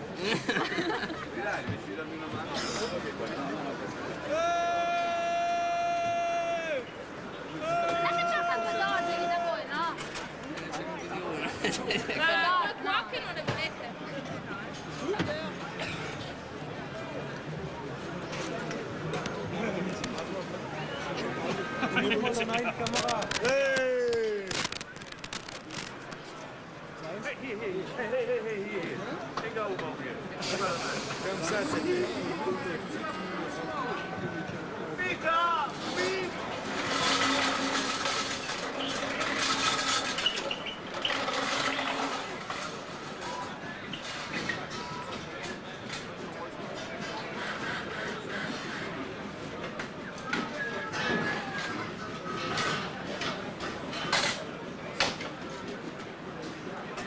Okay.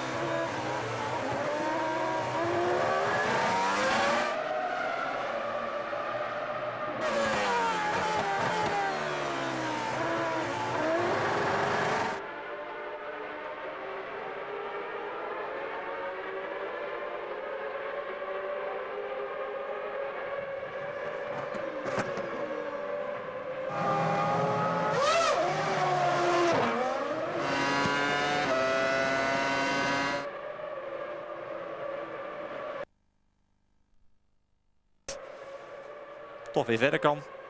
Maar Frenz en Schumacher zijn geen vrienden. Montoya op dat moment aan de leiding. Maakt dan een pitstop, valt weer verder naar achteren en valt zelfs uit. Want de motor van de Williams wil niet meer. Helaas voor Montoya, hij had tweede kunnen worden achter deze Michael Schumacher. Die hier even voorwieltje blokkeert aan de linkerkant. Dan Eddie Irvine. Voor hem is het ook afgelopen. Kan zijn Jaguar aan de kant zetten. En hij gaat gewoon onverstoorbaar verder. Maar alweer zijn 6e seizoenzege. Mooi gevecht nog even tussen Coulthard en Rubens Barrichello. Met als inzet de 3e plaats. Maar Coulthard komt er niet voorbij. Hij moet genoegen nemen met de 4e plaats die recht geeft op 3 punten. Kijk, dit was het moment waarop het misschien gekund had. Maar Barrichello blijft er net voor. Michael Schumacher wint. Ralf Schumacher wordt tweede.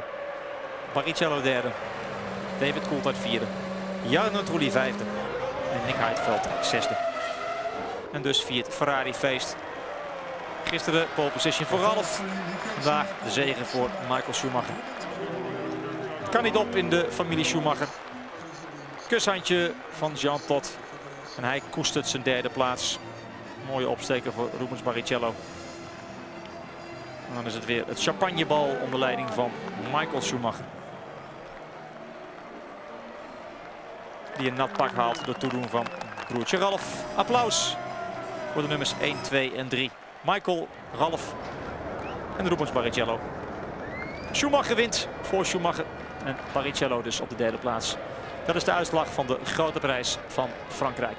Over 2 weken zien we elkaar terug. Dan zijn we in Engeland in Silverstone. Ik dank u voor het kijken. Tot dan.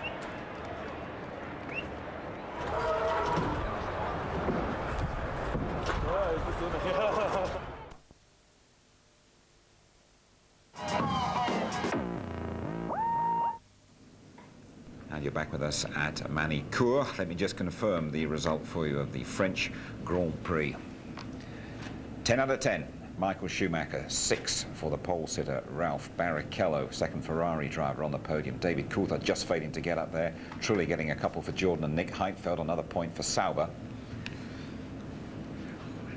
And 10 rounds gone. And Michael Schumacher now leads David Coulthard by 31 points. Ralf Schumacher a point ahead of Rubens Barrichello now in 3rd place. Montoya is 5th. We can go straight down to Louise Goodman, who's talking to David Coulthard. David, the look on your face kind of says it all. That stop-go penalty cost you dear. Yeah, at the moment I'm not sure whether it was on the way into the pit lane or the way out.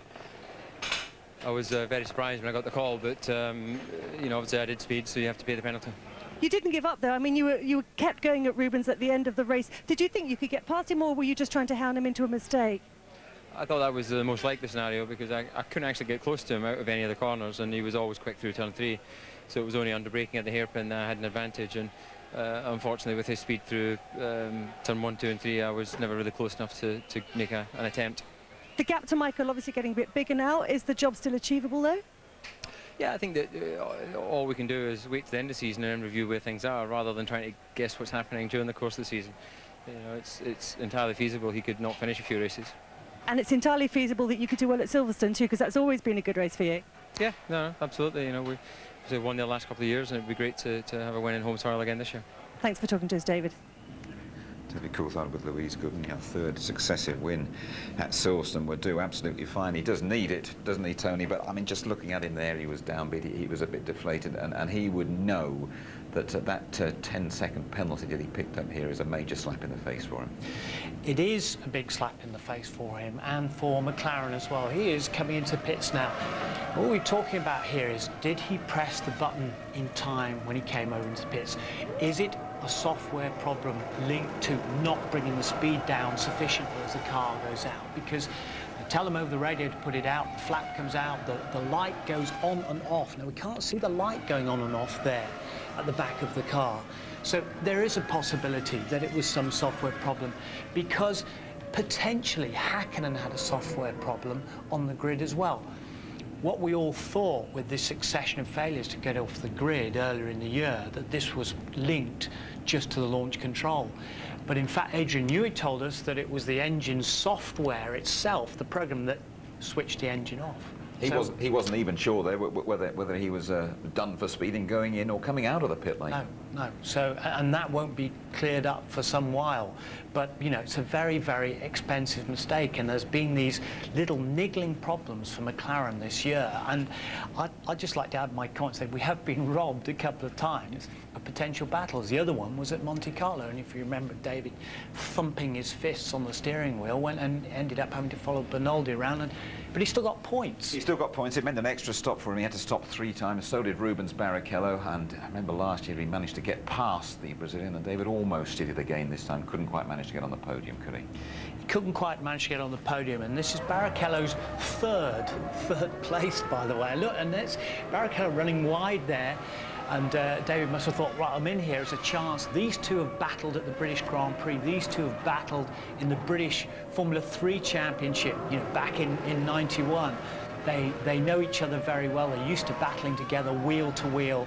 And they give each other just about enough space. It's a nice, safe battle, but unfortunately, DC not on the podium. Absolutely. We can go to the press conference now. We can hear from Rubens Barrichello, we can hear from Ralf, and we can hear from Michael Schumacher. Finishing third is a good achievement. Yeah, I'd agree with that one, Rubens. It means another good day for Ferrari. They are now, what is that, 52 points clear of McLaren. Williams, 13 behind McLaren now in that clear third place. Sauber still a point ahead of Jordan and BA Honda. BA Honda are in 6th place. Back with you in a moment to complete our coverage of the French Grand Prix. Hello once again from Manicourt. Tony, let's go back to the start of the race. We were all wondering if there's going to be a bit of payback time. Ralf against Michael Schumacher. And he was reasonably uneventful, I guess, but Ralf got away very well, didn't he? He did get away very well. He said, I owe my brother one, but in the end he didn't need it because it just revealed in the press conference there was a slight problem with the clutch, and Michael was certainly slow away there, nearly got swamped by the pack. That's evidently why David Coulthard got alongside him there, but had to pull off. Let's look again. Schumacher, Michael on the left, but he still does. He just moves across onto the inside as well on Coulthard. Nearly gave him the squeeze there you saw from the aerial view. And David doing very well just to stay out of trouble and not bash wheels with him. God, he's so aggressive off the start, Michael Schumacher. Especially if something goes wrong, he'll steer across to them as well. That's absolutely right. Let's go to the pit stops, and the Williams crew had a bit of trouble, didn't they, with one of Ralph's tyres, although Ralf didn't seem to think that was a crucial aspect of the race. Well, it's the right rear that we've got to watch here at the back. The fuel hose there is still on at this time. We're up to about 7.8.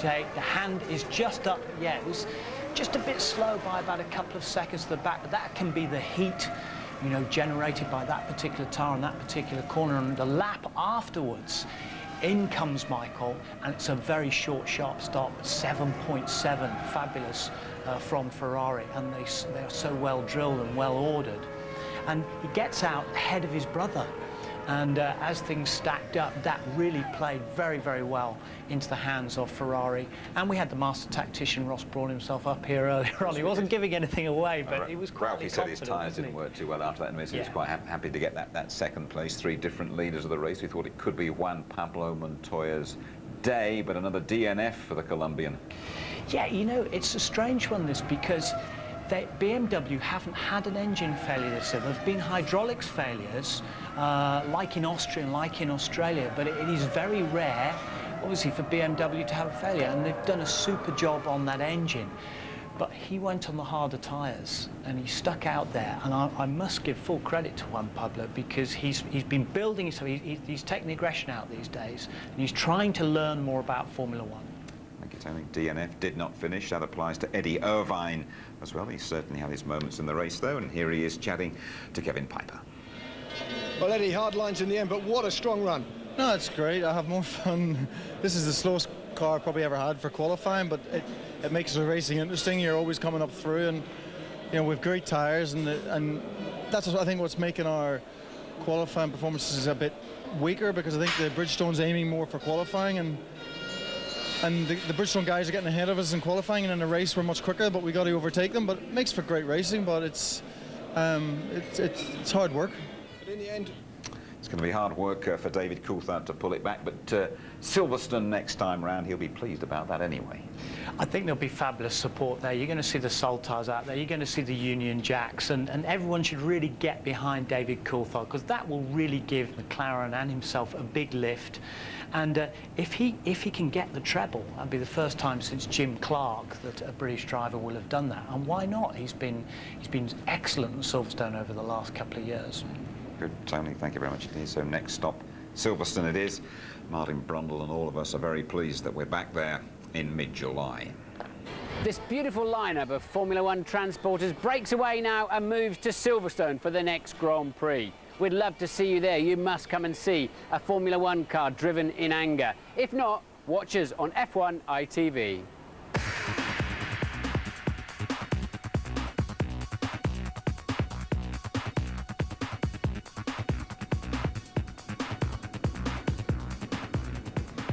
Yep, we're live with qualifying 12:30 on the Saturday. Our race coverage starts at midday on the Sunday. Coulthard going for that hat-trick.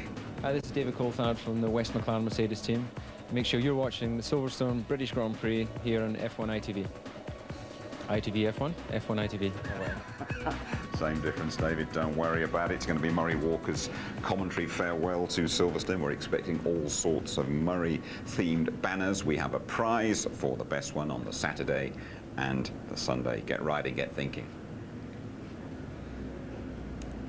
Okay, highlights 10 o'clock ITV2 tonight, 20 past midnight on this channel. Repeated ITV2, 7:30 tomorrow. No encore for David Coulthard in France. Grand Prix victory number 50 for Michael Schumacher. One more and he equals Alain Prost's all-time record. We will see you at Silverstone. Bye-bye.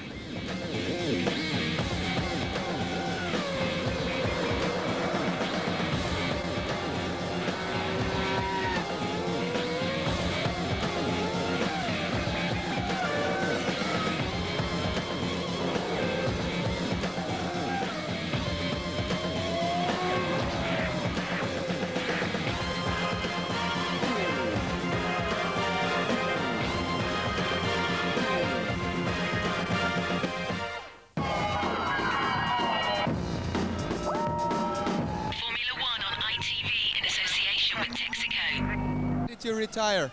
Engine, we had a problem with the engine. It's a bit disappointed, but you know, it's been performing really well all weekend, and it really paid off what we did with the tires. How close have you been to victory? What do you think? It's been getting closer, but you know, when it's time, it'll come. An earlier stop from Ralph could have had been a big help for you.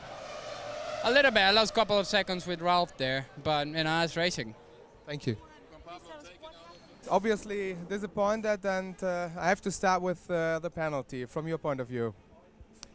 Well, you're here a little bit quick for us. I don't understand whether it was on the entry to the pit lane or the exit that I was speeding, so I need to have a little look at the data. But obviously the rules are the rules, and if I was above the limit, then you know, we paid a penalty. It doesn't help, but I think you were pretty competitive. Yeah, I think that with track position, we had a good opportunity to try and race to overtake people. It was very difficult, but anyway, it's academic today. We finished 4th. In reality, how big was the step back in the championship? I don't know. We can review that once we see the end of the season, but at this point in the year, no one can judge. Thank you.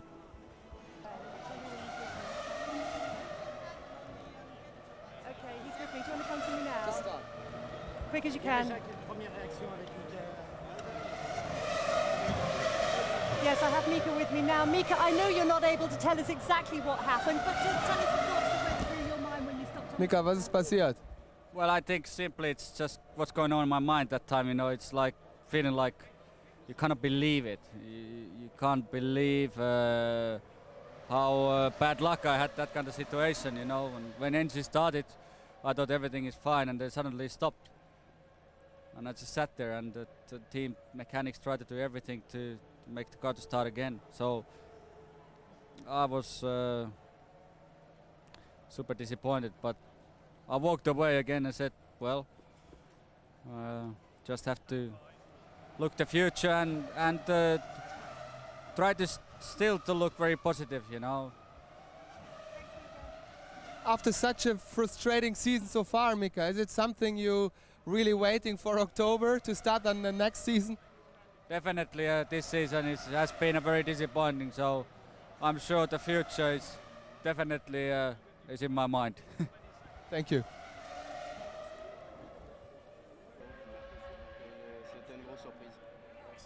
Jack, you look pretty competitive. So what was it today? Yeah, the car was sliding a lot, but was quick, surprisingly. But then, I don't know, something electrical, the car just switched off. You think there's still light in the end of the tunnel? I hope so. Thanks.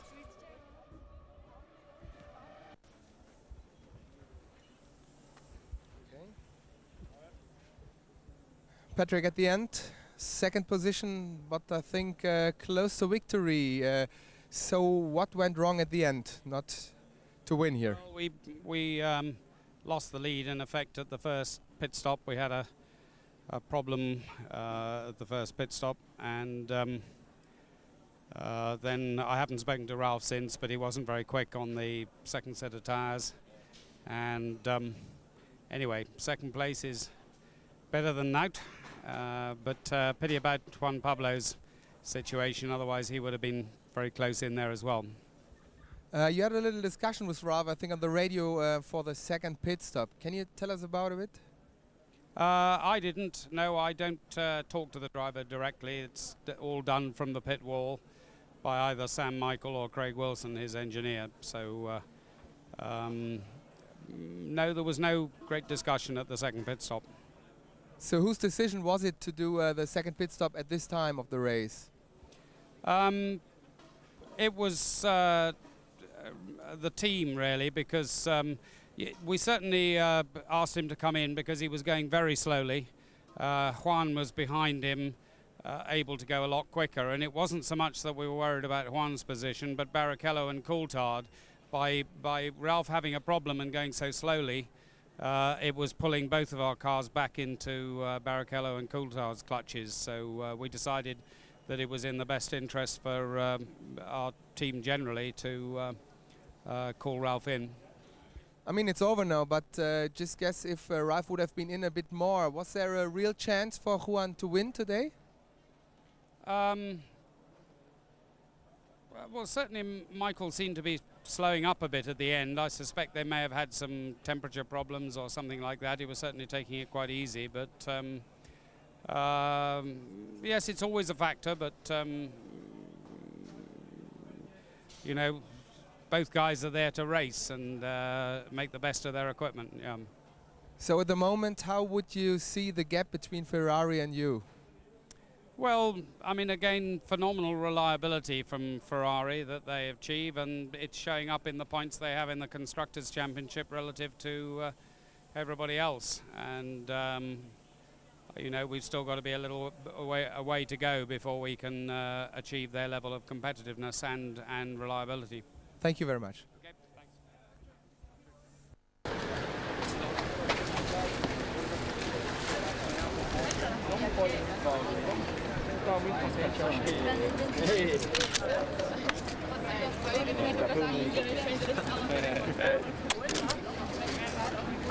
Loro sono più bravi. Come le radio. Einmal Gratulation.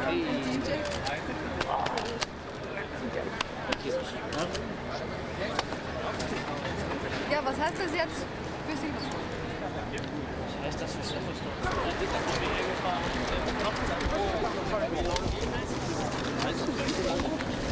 Just a second like that.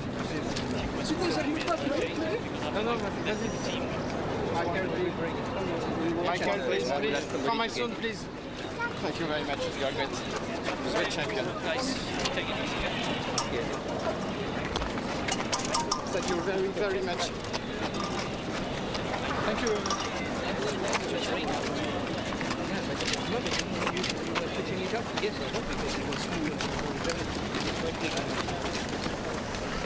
Give a little bit of this race, guys. Yeah, you too.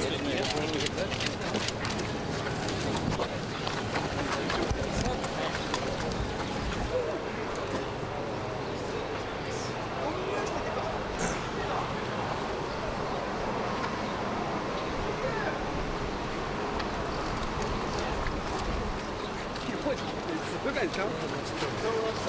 was quite happy seeing Rubens turn. I mean, it was quite an exciting race.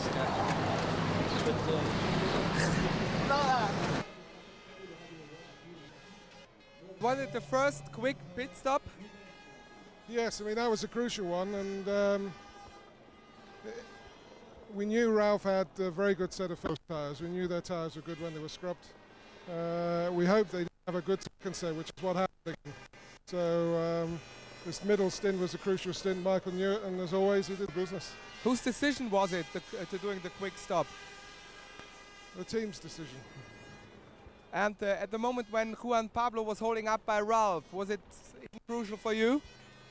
Yes, I mean, I could see a lot of activity in the Williams pit, so they were obviously trying to decide what to do, but it helped, sure. But I don't think the gap was that significant in the end. Coulthard's penalty, a big step in the championship?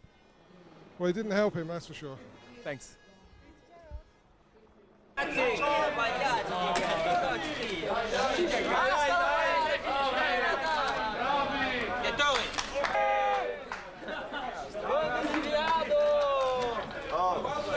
Dateli sopra. Aveva appena pulito la macchina.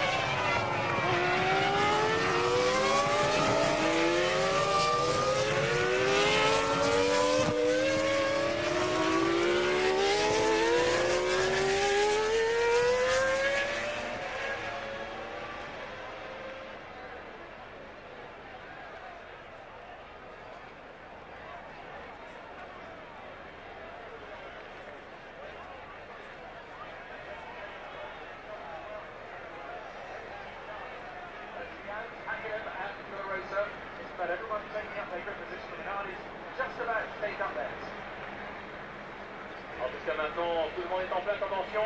Extérieur, pole position, la BMW Williams de Ralph Schumacher, intérieur, la Ferrari.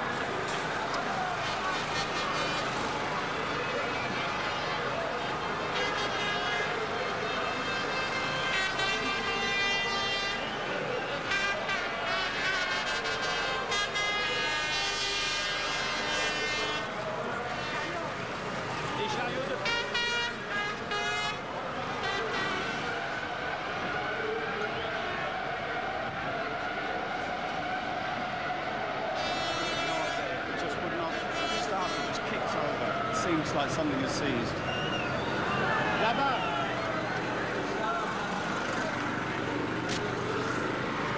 At the start there, what broke on the car? Was it the drive shaft? Really don't know, you know, the team tried to start the car.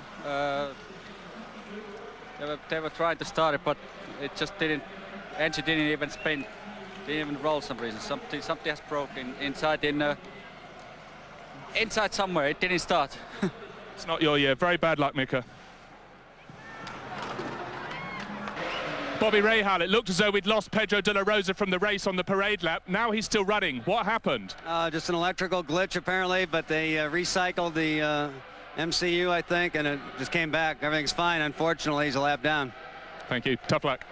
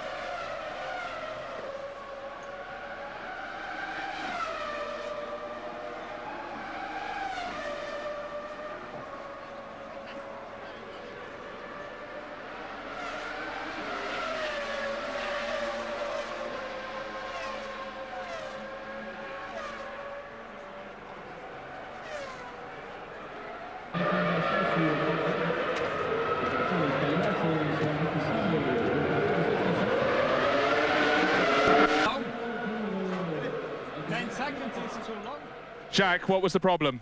The car just switched off, basically. I'm not sure why. No warning, just kaput? Yeah, suddenly. Tough luck, Jack. Thank you.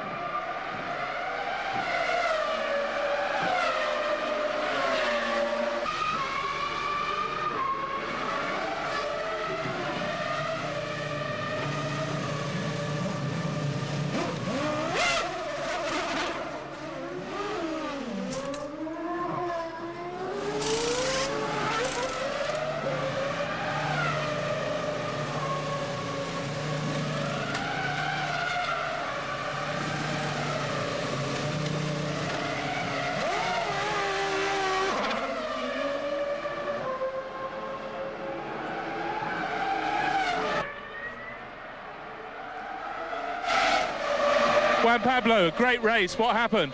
I think we had a problem with the engine. Just lost power and died.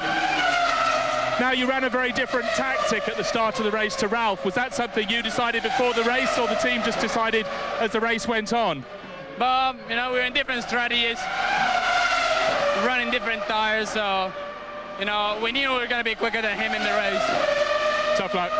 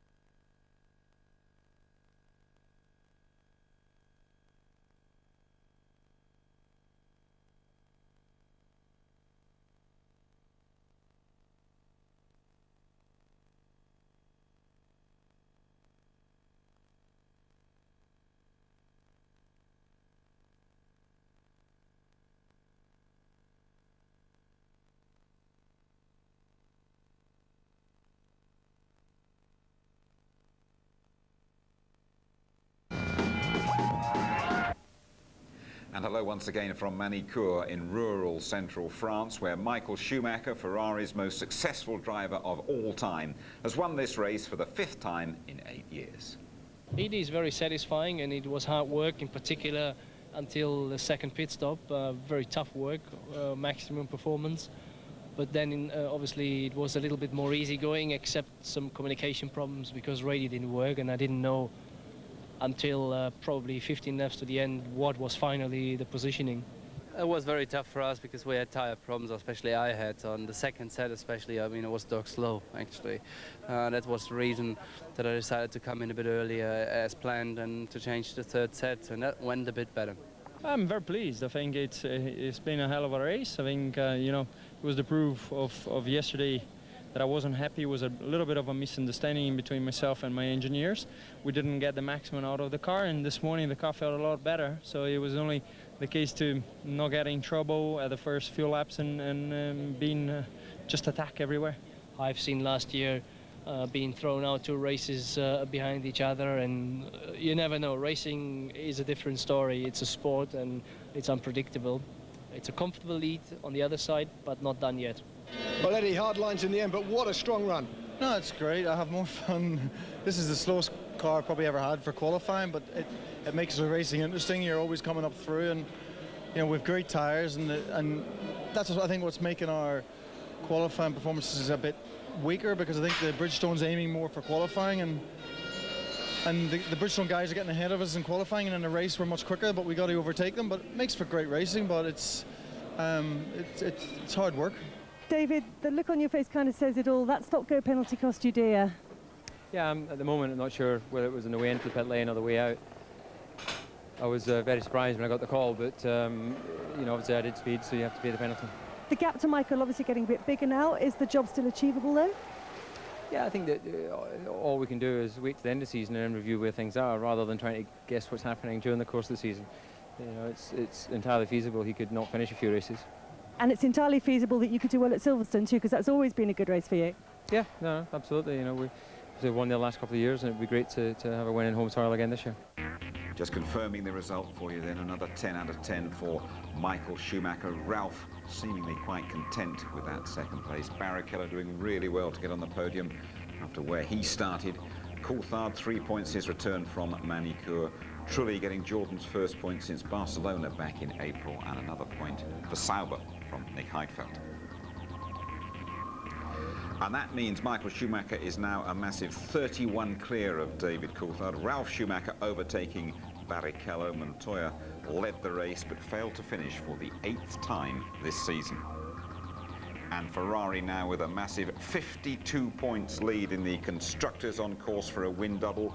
6 more points for Williams in 3rd. Heidfeld getting that point for Sauber, and Trulli a welcome couple for Jordan. Well, Tony Jardine, it all went wrong for McLaren even before the race. Yeah, well, this is what I'm wondering, Jim, whether there's a link between what happened to Häkkinen on the grid and what potentially happened to David Coulthard in terms of perhaps the software not working on the speed limiter. Look, here's Häkkinen. He was stuck on the grid in Brazil. He was stuck on the grid in Austria. His clutch went when he was leading in Spain. What terrible, terrible bad luck for Mika Häkkinen. Just 9 points. But it's the software that switched the engine off of David Coulthard at Monte Carlo as well. And we're just trying to work out, along with Coulthard, whether that affected his speed limiter, which got him a 10-second penalty. Yeah, I think in commentary, Martin Brundle described what happened to McLaren as trivial, but it's very, very serious in terms of Coulthard's World Championship quest. It's painful for Ron Dennis. It's painful for all the people at McLaren who are watching that, and it's a real uphill struggle. It's not outside the realms of possibility. Of course they're going to work hard and keep their heads down and hopefully win at the British Grand Prix, but it's far from trivial, you know, and it's so complex, the software systems of Grand Prix cars. But speeding in the pits, I mean, how can that really happen? Well, all that can happen is that the driver potentially, and this was the pit stop at the time, they were all going on, and David was briefly in the lead at this point, lap 27, 9.1 seconds, thinking all was well, no problem. Did he put the pit lane limiter button on early enough when he crossed the line, or did he take it off before he reached the white line at the end? Now, the light normally flashes on the back with the little fuel flap up as well, which signifies that the pit lane limiter is on. And we didn't see it flashing as he went out there. So was there a problem with the electrics of the car? And this means that he came in just 3 laps later for the stop-go. Groans all over United Kingdom.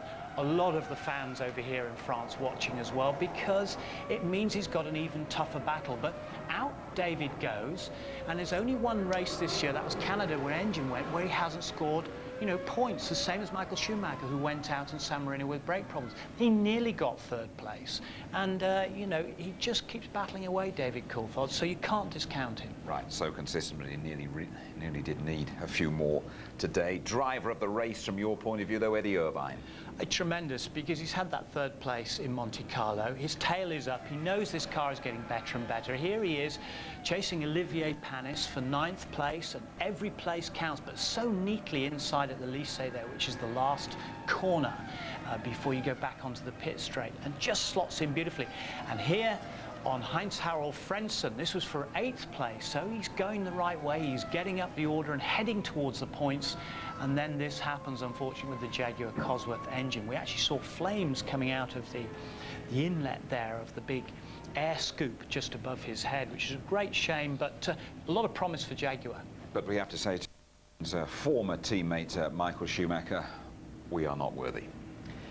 Tremendous. We're in the middle of a Ferrari era, and a tremendous role. You know, Alain Prost has won this event 6 times. This man here, Michael Schumacher, has now won it 5 times, 94, 95, 97, 98.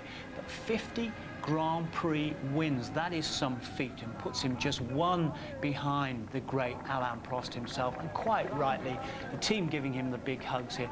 He is, you know, the best in the world. He deserves to be on that top step, and there's the jump that signifies it all. And as James was saying in the commentary, you know, he really enjoys his wins, and we love watching him win.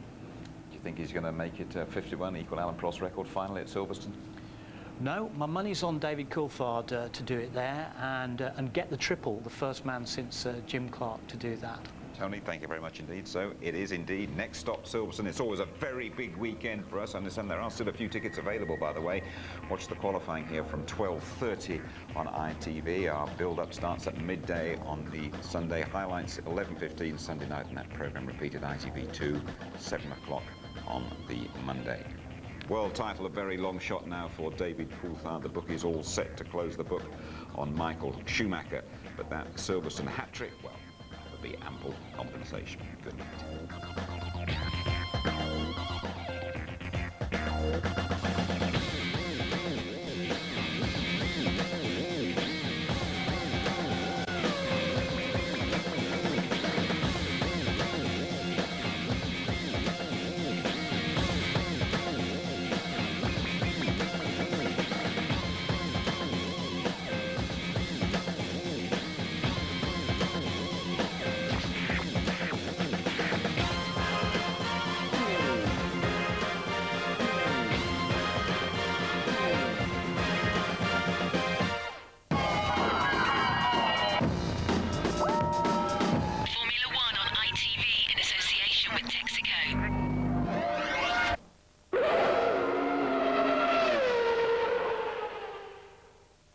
If you'd like to know more about Formula One, the website address sponsored by Foster's is www.itv-f1.com. Says he's a great enthusiast for greater integration across Europe, so we will be seeing them pushing in that direction. He's already talked about turning the Council of Ministers of the different European countries into a sort of second chamber of the European Parliament, having an elected European Commission. It's all that old integrationist stuff. The Belgians are also talking, their Finance Minister Didier Reynders, about harmonising European taxes. Scandinavians are going to run a